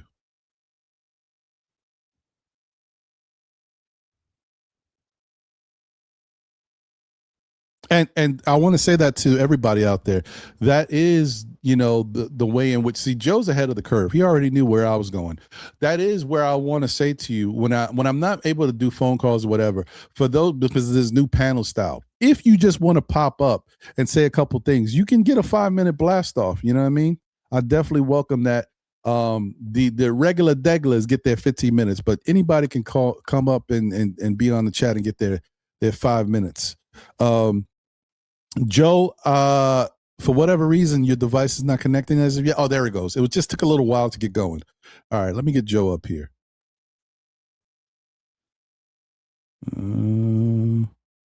Yo. What up, Joe? What's happening, my brother? Hey, how we doing, Ron? Thanks for having me on, man. Hey, always a pleasure, man. Good to hear from you, my guy. Hey, man, I just had to chime in. I heard the last caller bring it up, and I was really glad to hear it because I wanted someone to finally talk about it. But in these huddles during our Knicks timeouts, we're seeing a lot of the assistant coaches chiming in and using their boards and helping out. And it's not always Mike Brown being the main initiator of the coaching, which I think is a good thing. I don't know about you, Ron. No, I definitely agree with that. I like that. And Brown's been doing that all season. And at some point throughout the season, he's been having the assistant coaches lead the huddles. He's having them, we don't see this. Has them like in the halftime. Has them talking to the team in the halftime and getting them right for the second half of the game. Mike Brown is very inclusive. And I think that's another reason why he was hired, outside of the fact that he could take a already set up roster and do something with it, is his willingness to include others and open up the floor for others to have say. Yeah, man, I'll be honest. I that was the first time actually noticing it though. So I mean, I know with Tibbs in the past, it's always just been him on the chair in front of the guys, but I feel like with our setup, it's a little bit more like, I don't want to say like lax, but it just seems like a little bit more like a chill environment. I don't know, man. I don't know how you feel about that, if it's pro or not. But I mean, no, I think it's good. I think it's good. It allows for but what happens is, not only does it allow the coaches, you get more out of coaches when you're willing to hear from them. No offense to Tibbs, but Tibbs did his own thing in his own way. But when these coaches come here and they know, hey, Mike Brown is going to allow me to lead the guys and talk about different things. He's going to allow me to tell him of different ideas and plans that I think we can try. And he's going to be willing to listen and maybe even, implement them. That's how you get the best out of your assistant coaches, because they're willing to, hey, you know what I mean? Like, hey, what? He's going to listen to my idea? Let me come up with some thoughts. Well, that's the thing too, Ron, because I don't know if that is just, a result of it, but I'm seeing other things that we're doing. Like, I'm seeing Cat now operate more in the post, and when he gets down there, he's opening lanes up for other players. Like, I'm seeing Mikal driving to the basket. I'm seeing Clarkson getting some more touches in the paint. And shout out to Jordan Clarkson, man, because I think his basketball IQ is so high. I don't know if you saw that alley-oop play with Alvarado. Did you see that play? I did. When the out of bounds play? Mhm. Oh man, the way that Jordan Clarkson just looked at Alvarado with his eyes and kind of like communicated just by using eye movements, like that's crazy to me. And then he just throws it up and they get that easy 2 points. Like, I don't know, man. Jordan Clarkson, his game is wet, man. He's wet like water when he's playing. He can just score at will, man. I love it. That's what I was gonna tell you, I got on Jordan Clarkson a little bit throughout the season because of his consistency. But what I will tell you is, you said something that I agree 100% with. He's a smart player. I just think that sometimes his abilities is not necessarily as good as his mind defensively, not offensively. Offensively, Jordan Clarkson is a little older in his game being in the league, but offensively, Jordan Clarkson can pretty much do everything out there in the court. He's got a good handle. He can pass the ball. He can shoot the ball. He can get to the lane. He's got a floater. He's got a good layup, game. He can really do everything out there. It's just that, defensively, sometimes that would affect him and that would limit his play. But even mindset, like looking at him defensively, he tries, he hustles, he gets into people's faces. It's just that some people, it takes a little longer to play good defense than others. So it's hard. Oh, yeah. You got to remember too, Ron, like, and there was a point in the season where he was like clapping back at the fans. Like, I think there was a little mental breakdown for him. Mhm. But where he is right now, it's so great to see. Like, he Right. is so settled in. He just looks like part of the team, like just another one of the guys, man. Before, he kind of looked a little ostracized, I'm not going to lie, but now he totally looks in tune, in sync with everybody, and I'm loving it. And he's playing really well. And you know what? I think that I'm going to say this now because I think about it. I think about some things after the fact. Sometimes it doesn't hit you. I think what Mike Brown was doing was mental conditioning on Jordan Clarkson, for example. Yeah, maybe. Yeah. He was playing him a certain way, which wasn't beneficial to him, giving him 2, 3 minutes, 4 minutes here, spurts. Didn't work for Jordan Clarkson. He needs more consistent time, which is fine. We understand that. 1 second. Okay, so that was happening. You know what? Hold on 1 second. Let me stop your clock. Don't go nowhere. I'll give you a couple. You're good. 1 second, because it looks like I got a delivery. Hold on. It's not delivery. It's DiGiorno. Let's hit a commercial real quick.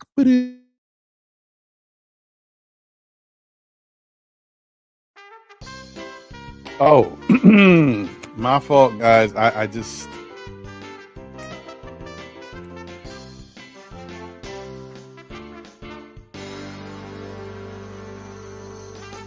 They not like, you ain't ready. You just ain't ready. That's all. Look, I'm not going to judge you because you can't do it. It's fine. Not everybody can. Just be there to support, man. Stop the hate. Congratulate. What you doing? They're not like us. They're not like us. We are the Knicks. We are the Knicks. Oh, my bad. Okay. I never know when you guys are there. You guys always catch me off guard when I'm in my own element. Oh, my fault, guys. I just.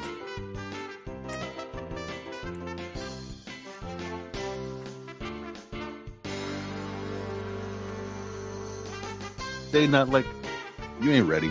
You just ain't ready. That's all. Look, I'm not going to judge you because you can't do it. It's fine. Not everybody can. Just be there to support, man. Stop the hate. Congratulate. What you doing? They're not like us. They're not like us. We are the Knicks. We are the Knicks. Okay. Hey, I'm back. All right. back. Let's go. Okay. Hey, man. I kind of want to pivot here a little bit, if that's okay. Yeah, it's fine. You're back. There's a narrative going around right now about the first round of the playoffs, right? And I kind of want to address it. Mm-hmm. A lot of people are saying, "Oh, if you want to see the Raptors in the first round, you're spooky in the woods. You don't want to see any of the other teams. You're scared of the other teams." And I'm just saying, like, nah, man. I want to send the Hawks and the Cavs potentially to go see the Pistons in the second round. You know what I'm saying? Mm-hmm. If the Pistons can possibly beat Charlotte, right? So I want to make the Pistons, just because they're in first place, I want to make the Pistons' road in the playoffs as hard as possible. And the only way to make that happen is if we match up with the Toronto Raptors in the first round. You know, they're saying we could potentially see the Raptors, the Hawks, or the Magic. But personally, I want the Raptors because we just beat them 13 times in a row. It would be stupid not to see them in the first round. I don't know how you feel about that, Ron. No, I agree. That's the matchup I want, because even if the Raptors win a game, I mean, you win a game, they're due. But I want to be able to. That's the matchup I want. I think that's the easiest matchup for the Knicks at this point. Why wouldn't you want that matchup? I mean, listen, the Knicks play well against the Hawks, but it's a fight, right? The Knicks just do a little better against them. But I'm not playing the Hawks over the Raptors. Give me the Raptors every day. I think the reasoning for some of these fans is that, okay, whenever we go to the Hawks stadium and we're away, we're basically we're at a home game, because there's so many Knicks fans that live in Atlanta that go to the games. So it's like we're getting, well, yeah, that's true too. That's another thing that, some Knicks fans actually might want. There's the chance they could even go to Atlanta and watch the game. There's truth to that. But still, I'd much rather take on the Raptors, in the first round. You deal with Boston in the second round. This is how I think it would play out. Raptors first round, Boston second round, Detroit the third round. Now, of course, some people think that, anything could happen. Maybe Can I give you a little intel here, Ron, about like a sleeper team I'm thinking? I don't know how the chat might feel about this. They might throw me some tomatoes at this.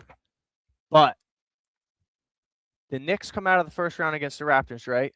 We see the Celtics in the second round. We beat them. Guess who we're going to see in the third round? Who are you thinking? I'm saying the Hawks. We might see the Hawks in the conference finals after they beat the Pistons and beat the Cavs. It's hold on. Let me take a look real quick. It's a possibility because anything can happen. Let me just see this road. The other thing is all of this stuff could be shaken up. Anything could happen. I'm gonna tell you something. Don't sleep on the Cavaliers, because the Cavaliers have made some interesting changes. And when playoff time starts, James Harden might want to, turn things up a notch. Don't be surprised if James Harden and those Cavaliers knock off the Pistons and come out, go to the Eastern Conference Finals. Anything can happen over there. Just saying. Yeah, that's why I want to send the 4 or 5 over that way. You know what I'm saying? Well, the Hawks-Cavs game. Yeah, but yeah. But if people are going to say the thing about like the home court advantage, being away and being at home at the same time, I want to slip something in there for the Raptors. We're playing against Emmanuel Quickley and R.J. Barrett. Those guys used to be Knicks. Once they think they're about to lose, they might pack it up, just say, hey, guys, we're going to throw you one just because we're ex-Knicks.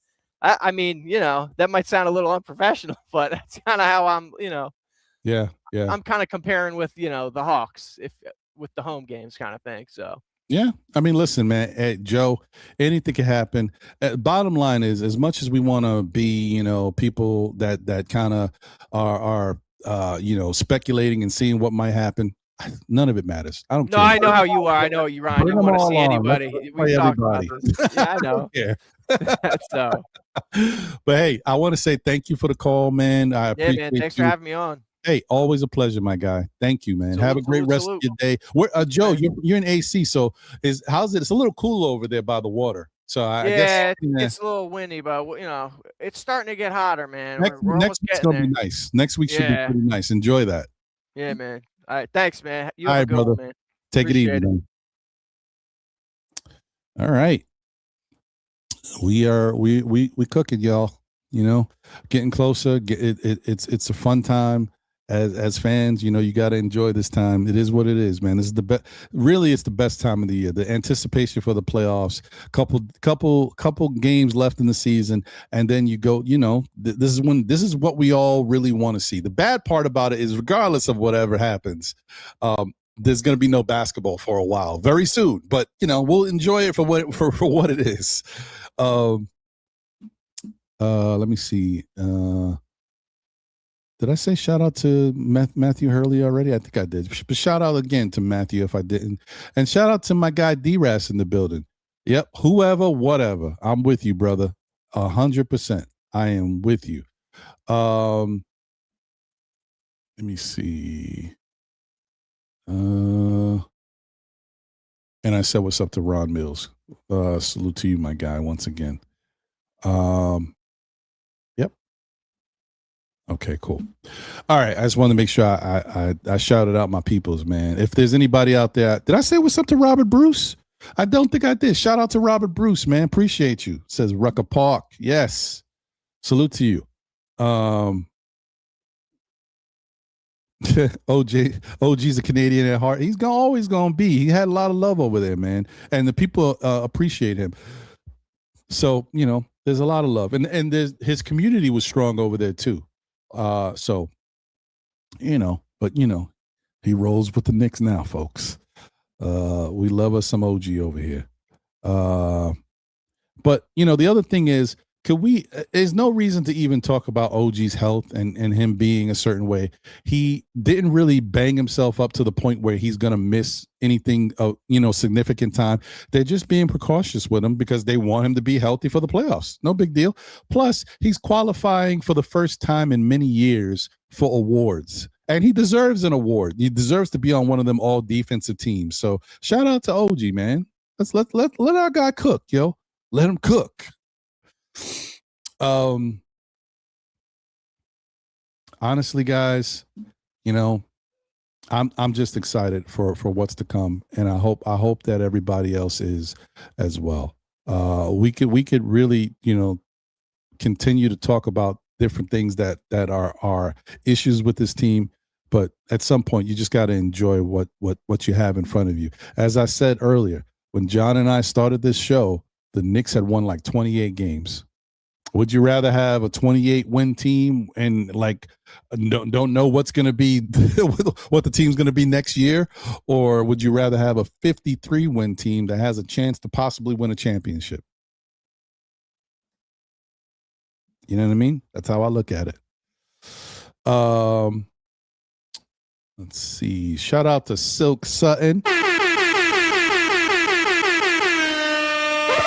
You know what it is. What up, Silk? Thank you for the generous super chat. He says, hey, Ron, I heard Quickly got plantar fasciitis. He might not even play us in the wow. Man, just because once a Knick, always a Knick. Got to feel bad for RJ and Quickly, man, because, RJ's my guy. He was my favorite player on the Knicks. And I just wish that his career and the trajectory would have turned out much better for him. And, I feel bad for Quickly. Quickly has dealt with a lot of injuries. The last maybe year or so with the Knicks and then leaving the Knicks, he's dealt with these injuries, man. Like it's always something. So, feel bad for our guys, man. They're good dudes, man. Good people. And Quickly is a really good person. He's a very church-going young man, very big in his faith. Just a good dude. So, I wish the best for him. And another thing I was going to say, too, I know we're not talking about this. This is super speculation. But God forbid, knock on wood. Where's the wood? Knock on wood. If by any chance the Knicks don't meet our expectations and don't get to the NBA Finals, or something terrible happens and it's unexpected and we don't get where we even think we could get, and I said it before, I think if they don't get to the Eastern Conference Finals, the Knicks need to think about blowing this puppy up a little bit. Not, going crazy scorched earth, but definitely making some changes, right? Serious changes, though. Not like, hey, give me this dude and put him on the bench. No. I mean starter changes, like Josh could go, like, Mikal could, guys could go, right? If they do decide to do something like that, I'm going to tell you, I'm not looking at all these other avenues. Giannis is one thing. I told y'all before, get me Devin Booker. I'll take Devin Booker in a heartbeat. Oh, no, Devin Booker's not available. Get me somebody that people don't think is available. Get me Tyrese Maxey. I'm talking like that. I want somebody like that. Like if the Knicks don't make it where we think they're going to make it and they get upset or something like that, let's switch it up. Bring in Devin Booker. I'm not worried about Giannis. You're not going to blow it up in that way. Give me Devin Booker, a real shooting guard who can get buckets. Bring me Tyrese Maxey, somebody who can control the game as fast as hell and can do whatever he wants out there on the court. and is a good person. You know, good people. You know, bring me guys like that. That's what the Knicks need. I'm just saying if it don't work out, I totally expect it to work out, guys. I'm just saying if it didn't work out. Okay. That being said, we got someone else up here that I definitely want to get to. And let me get my clock ready. Hold on. Okay. My clock is ready. Let me get the one and only Miss Tori B up here in the building. What up, Tori? What up, Ron? My sound is good. I'm driving in. I just want to make sure. You sound great. You sound Okay. like you normally sound. Fantastic. All right, just checking. How you doing today, sir? I cannot complain. I am good to go. Awesome. Yeah. So before I get, I'm gonna give you a 5-minute blast off and all that good stuff. But before I get to that, I got a couple questions for you, Miss Tori B. Let's go. And first off is, can we get you out of the doom and gloom? I know you feeling a certain way. You not ready to sign off on anything yet. Listen. I'm still in the sunken place, right? Because it's my safe space. I stay in there in my little bubble and I meditate. And then when they do good stuff, I pop out, I talk my smack, and I go back in my bubble and I close my door and I shut everybody out. That's where I go until the playoffs start. Then I'm fully out. Just I like, hear look, that. they're playing really good right now. And while inconsistency can always loom its ugly head, I kind of feel like that ship has sailed with this team. I don't think I need to worry about that, but we shall see. So I got 1 foot in and 1 foot out of the sunken place. Okay, no, that's good. Listen, y'all the windows and the doors open, just so you know. Small victories, y'all. Y'all don't understand. Like 2 weeks ago, both them feet was in the sunken place. Like, the door was closed, the shades was down, there was no lights on. I was in there singing sad songs. It was horrible. It was horrible. Yeah, it was. And my beef with them was never them. I felt like the inconsistencies came from the coaching. I got it, and that's fair. That's fair. And when the coach is still there, so we got to see what happens in the playoffs. But if either he is, and I don't take credit from nobody, because I like my man Freezy said, either he's a mad scientist or he's just crazy as hell. Like it's one or the other. Like that makes sense. Either he is an evil genius, right? Or we just gonna hate him to the end of time. Like it's one or the other. Facts. Because they're doing things in these last few games that you haven't seen them do all season, and they're doing them well. Like y'all was practicing this all year and just decided to do it now, or it's just that y'all ball players and y'all already knew how to do. Like I don't know. It's just like, what are y'all doing? I did say something before, and I'm not. I don't know anything, but I did say something before, Tori, that maybe Mike Brown is holding something up his sleeve, that he wants to try to do something a little different once the playoff starts. And I do like the fact that sometimes some people will say, well, Ron, I mean, if this is what he was trying to do, or if he's got something else, why do it now? Because you can't just unveil something in the playoffs that you haven't been able to really go out there and practice on the court versus a team. Like you gotta work on it a little bit in real life scenarios to see how it's going to work. And I think it's working well. The pick and roll, the 2-man game, definitely good. And I wouldn't be surprised if, like I said, when the playoffs start, if the Knicks actually have some on-court plays that they do run. We talked about this before. Of course they run plays. It's just they already know the plays. He's just not calling them out. They know what to do. Right. But I wouldn't be surprised if he actually does call out some plays when they're actually playing on the court. But we'll see. Oh, shoot. I was going to ask you this. Now, I know another thing that bothered you is the play of Mikal Bridges. And it looks like, I'm not saying he's great. Not me. Not me, Mikal. I thought it was you. No. I'm the president of the Mikal Bridges fan club. That's not me, sir. That's not me. Everybody else can see. My thing with Mikal Bridges is I didn't follow him before he became a Knick. So my expectations of him is what he brought in the door. And I think Mikal's a moments guy. I don't think he's a guy that's gonna come in and consistently get you. He's not gonna be a shining star every game. I just think that Uh-huh. he's gonna be the guy that gets you the big play exactly when you need it. And you've already seen it at towards the end of the season. His defense has ramped up. He's knocking his shot down. Like, I'm never worried about McCall because I know what I need. I'm gonna get from him. I agree with you I guess 100%. everybody else think, oh, he's not doing enough, and I'm like, he's the fourth option on this team, and he's here to play defense and knock down that three when you need it and make that big stop, and not necessarily.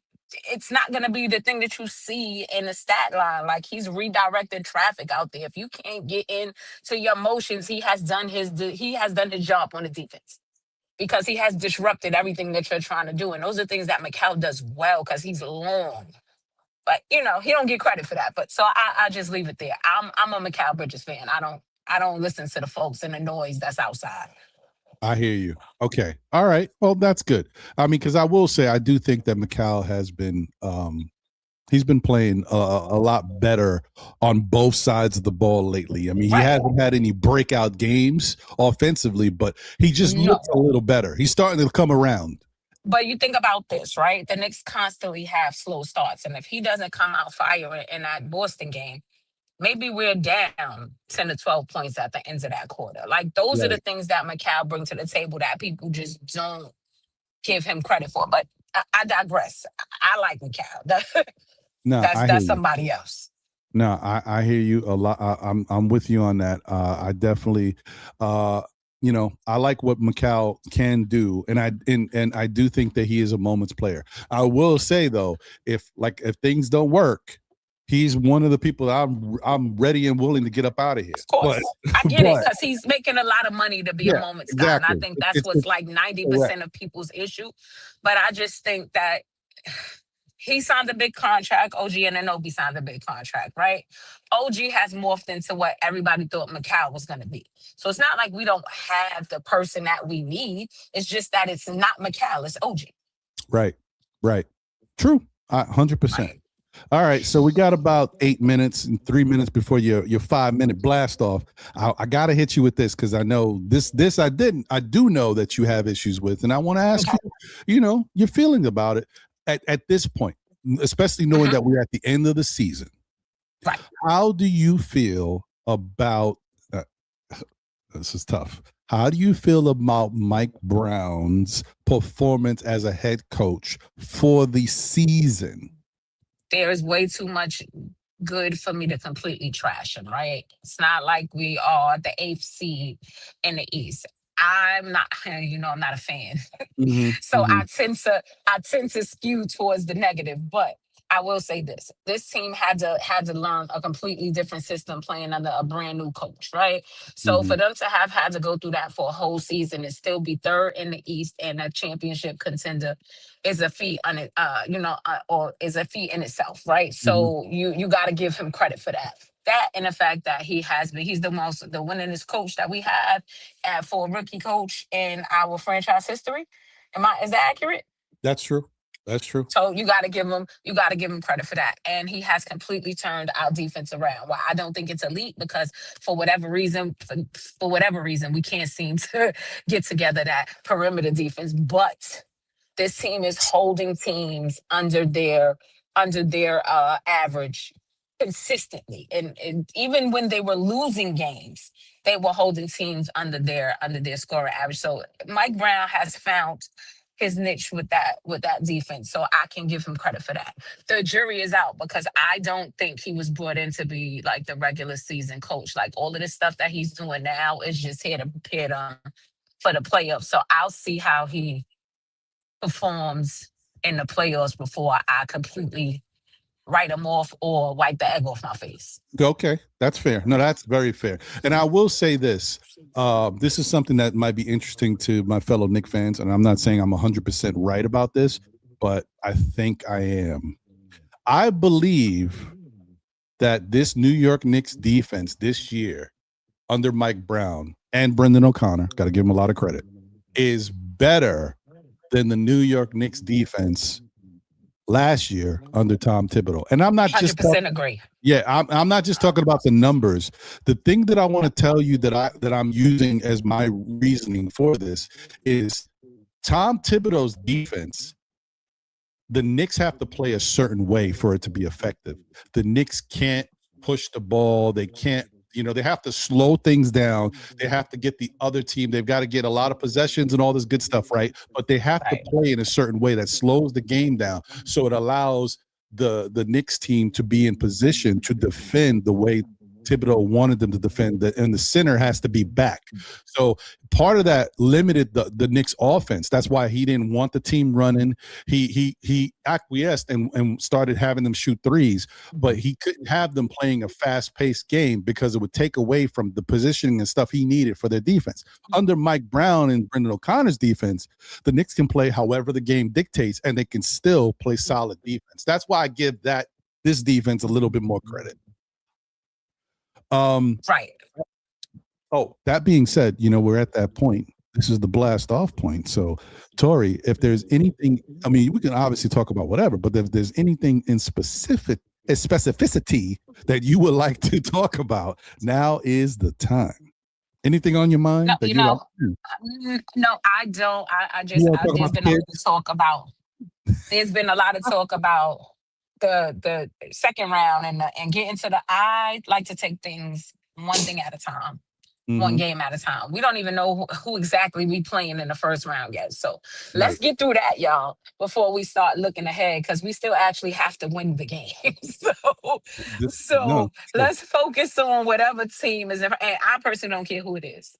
If it's Atlanta, if it's Toronto, if it's Orlando, I mean, there are people who I'd rather not play just because I know these guys are trying to hurt us. We play Orlando, they start losing, they're gonna try to hurt the players that's on the court. It's just a given. So I don't want to see them. But anybody else, I really don't care, because I really don't think that there's a team in the East that could beat the Knicks. When the Knicks are clicking on all cylinders, they can forget it. They're just not good enough. They don't have enough talent. There isn't a team in the East with enough talent to go up against a hot Knicks team. It's just not. And that's not me saying that because I'm a Knicks fan. Like, from 1 to 5, nobody has a better starting 5 than the Knicks. And when they're clicking, they're clicking. You're not going to stop them. So that's just, I don't care. I don't care who we play, because I don't think anybody can beat them. But I'm still in a sunken place. Let me just let me just put that there. I'm still in my sunken place, in my bubble. But I just feel like when they're on their A game, nobody can beat them. I agree with you. And that's that. Listen, what you just said is totally understandable, because you're in your sunken place because of the Knicks. This is self-inflicted. They do this to themselves, which is making you feel the way you feel. I get it. 100%. Listen, I still have faith in this team. It's not like I've lost faith in them. I just have to protect my peace. So I try not to get overly hyped when I see things. But as rational as I'm trying to be, I really don't see a team in the East with a better team. I don't see a team in the league. OKC will give us problems, but I don't see a team in the league better than the Knicks. I just don't. Throwing a little fandom in there if you want. I don't care. I just don't see it. So let me ask you this: I don't know if I've asked you this. Did you play ball? No. Really? The way you talk, like you was a hooper. No. Wow. Not at all. I'm just a fan like everybody else. Are you tall? Nope. 5'2", baby. 5'3" and some sneakers. Let's get it. That's the thing. That's the crazy thing about you. You sound like you played ball, and you also sound like you taller to me. Like I it's just I just like to poke my chest out. That's a Bronx thing. That's all. I hear you. I got you. And I, why I feel the way I do about this team, because nobody has a Mitch. He's my X factor. Nobody has a Mitchell Robinson. I watched a little clip they had of him talking to Haporti on the sidelines, right? Oh, and he's telling him, yeah, nobody can teach you how to rebound. That's not a skill somebody could teach you. He said, but what I did, he's like, because I spent a lot of time hurt. He said, I sat on the bench and I studied my guys. Every time they missed a shot, I watched to see where the basketball went. He was like, so I know when JB short rims something, where the ball is going to end up. I know when OG missed something, where the ball is going to end up. He was like, that's how I go out there and approach the game. That was the most solid advice you could ever give to anybody. Mitch is a true student of his craft. The Knicks gonna have to pay that man. They gonna have to pay him. You might be right. Listen, because I think we say a lot about Mitch because obviously we want all around players to do all of this stuff, but we know how important Mitch is. And when Mitch does it, there's nobody like him. Like when Mitch gets out there and does his thing, there ain't nobody and everybody in the league knows when Mitch is on his game, he is a problem. And nobody got that. That's why everybody wants it.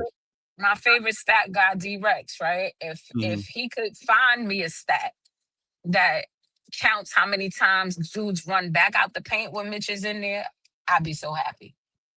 Because those are things that don't show up. You're never gonna see that on the stat line, but you watch them dribble into the paint and turn right back around because he in there. That's something that you can't buy that anyplace else. People are legitimately scared of how many how many 3-pointers you thought was going in and Mitchell Robinson fingertips grazed it so that ball didn't go in the basket. How many times a guy had to put too much arch on their shot because Mitch was in their face and they missed. Those are things that you never see in the stat line. But you've watched it.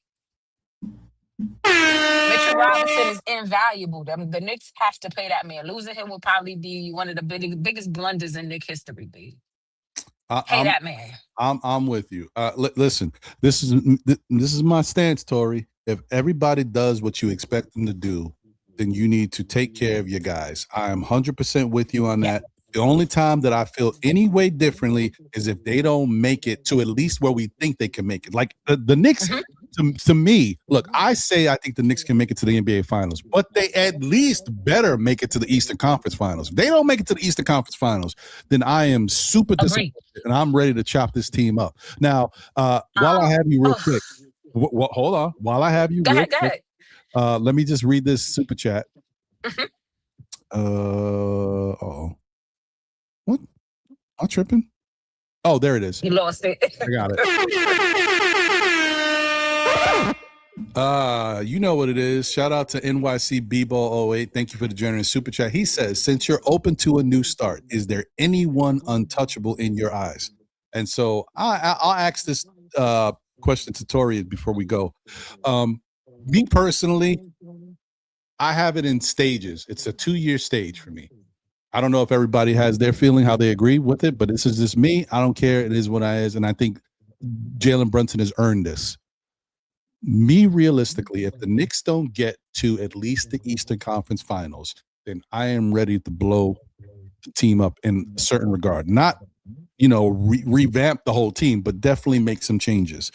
To me, at that point, no one is untouchable except Jalen Brunson for this year coming up, right? Okay. Now, after this year coming up, the following year, then no one is untouchable. I throw Jalen Brunson in that mix too, because now we're getting closer to his extension.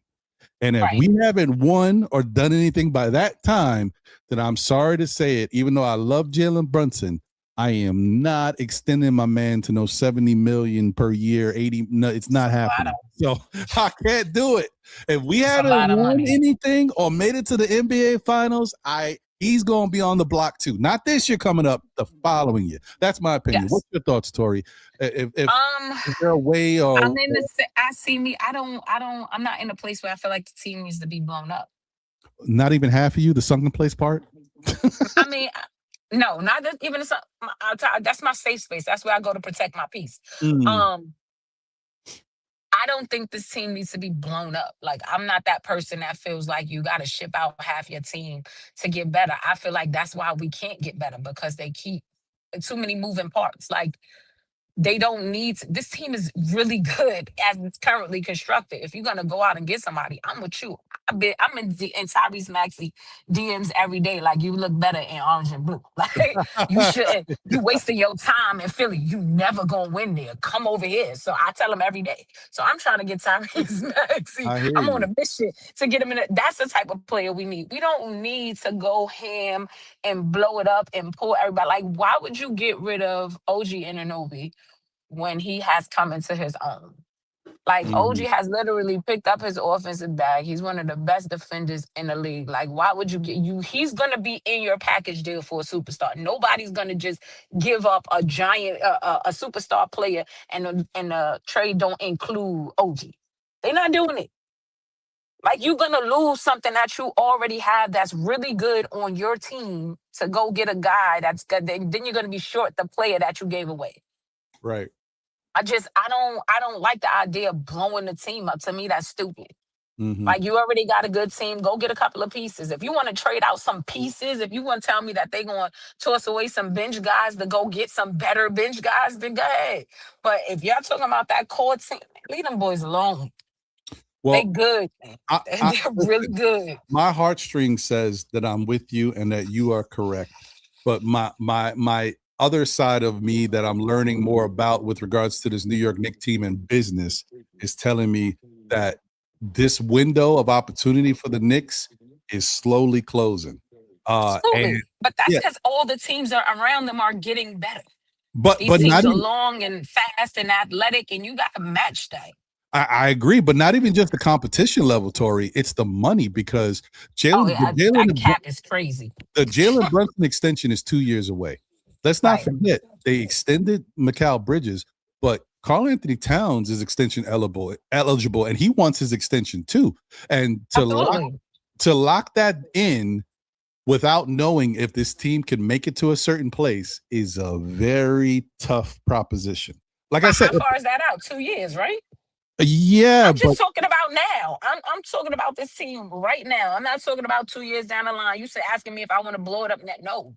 I think they deserved a couple of years to play together to see if they could get it done. If they can't, then after that, go ahead, do what you got to do. So everybody's on the table, but right now, I don't think that that's something that they need to do. I think that they're a good enough team to get you to the promised land. They're gonna get you. I think they're good enough to get there.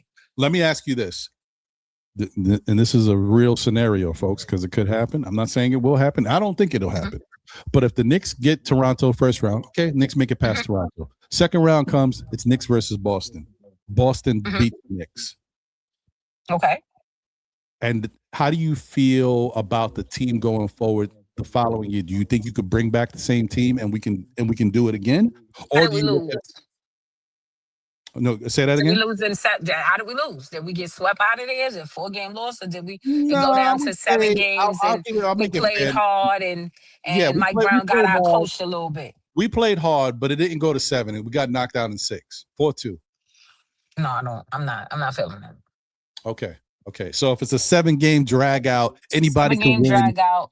It come down to some last second shot they hit to be you know, that stuff that happens. Boston is not a trash team. It's not like you know what I'm saying? Like they won a championship. This team right here. They have 2 superstars on their team currently, right now. Like, they're not a trash team. So losing to Boston wouldn't be egg on my face, or on their face, rather. Wouldn't be, it wouldn't be horrible. I just don't want it to happen. I got you. And, we just really, it's tough. And I mean, not for nothing, I don't feel like we're going to lose. I think we got Boston number, and I don't mean that in a disrespectful way. I just think that the way this team was constructed, they just don't have enough talent to beat us. Like, I don't think, even with all the 3-pointers issue, like, that's not going to sustain. It didn't. You saw it. They didn't change anything. Their system is exactly the same. That doesn't. And when they don't shoot that 3 ball well, and we know that that's not going to sustain for 7 games, we know it.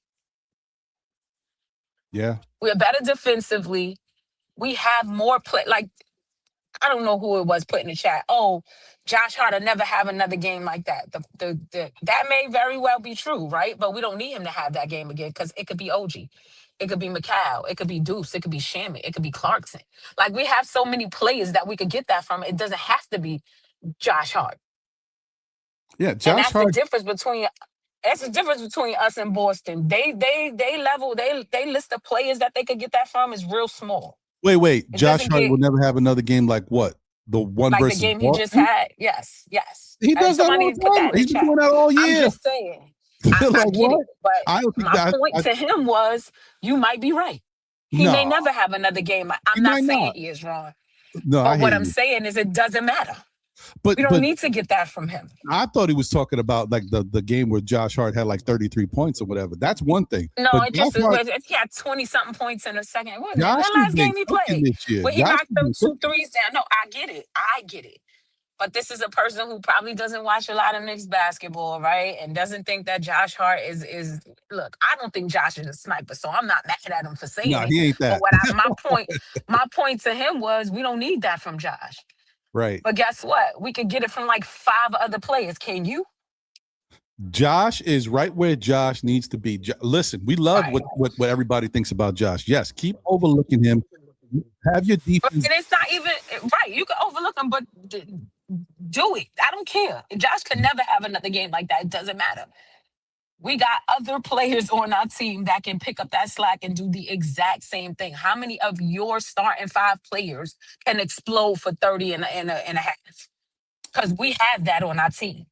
Very with true. four of our 5 players. And you never know what's gonna. We talking about the negatives and the stuff we get on people. Listen, at any given day, Mikal Bridges could go out there and drop 25 on you, and you're like, that was my point. Like, bro, like who do you have on your squad that's capable to explode like that? When you get past Jaylen Brown and Jason Tatum, and maybe White, where you going from that? Like, that's just not, y'all. That's unrealistic. Stop. Like, just stop.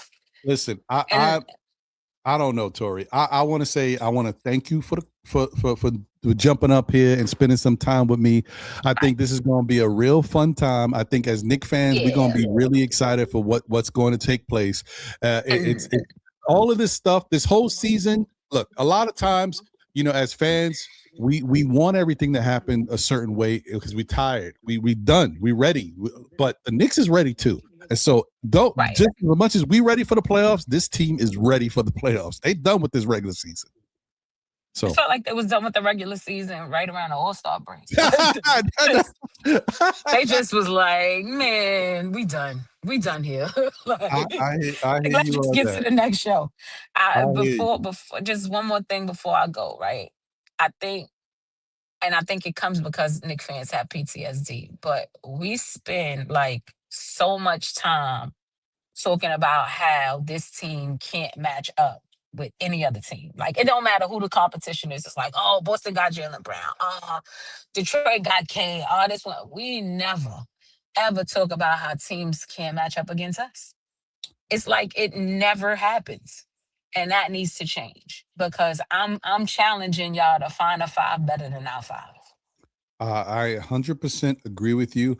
But I think the problem for this New York Knicks team, which is not a problem at current time, but it's been a problem, is that we have not maximized our ability to make inconsistency. Pay. Exactly. We inconsistent. Now that you see this pick and roll in this 2-man game, now you're like, oh boy, the Knicks really do have something that's a problem for other teams. Because I don't care what anybody says. That 2-man game, if they work it the right way, it cannot be stopped. I don't care however you think you can stop it, you can't, because as soon as you do, and we know the way to stop it is to add an extra body. As soon as you add that extra body, somebody's open. So it really can't be stopped. So that's all I'm saying. But anyway, once again, thank you, Latoria.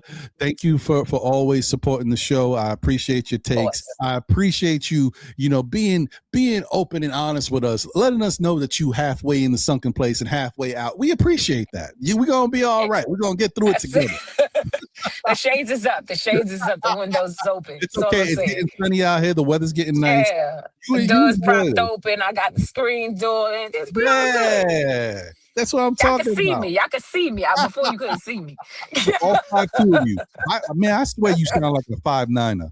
Like 5'9" out there, power forward, backing down. I could see it. That's okay. 5'3" and some sneakers. That's all I'm saying. Okay, I got get an extra inch.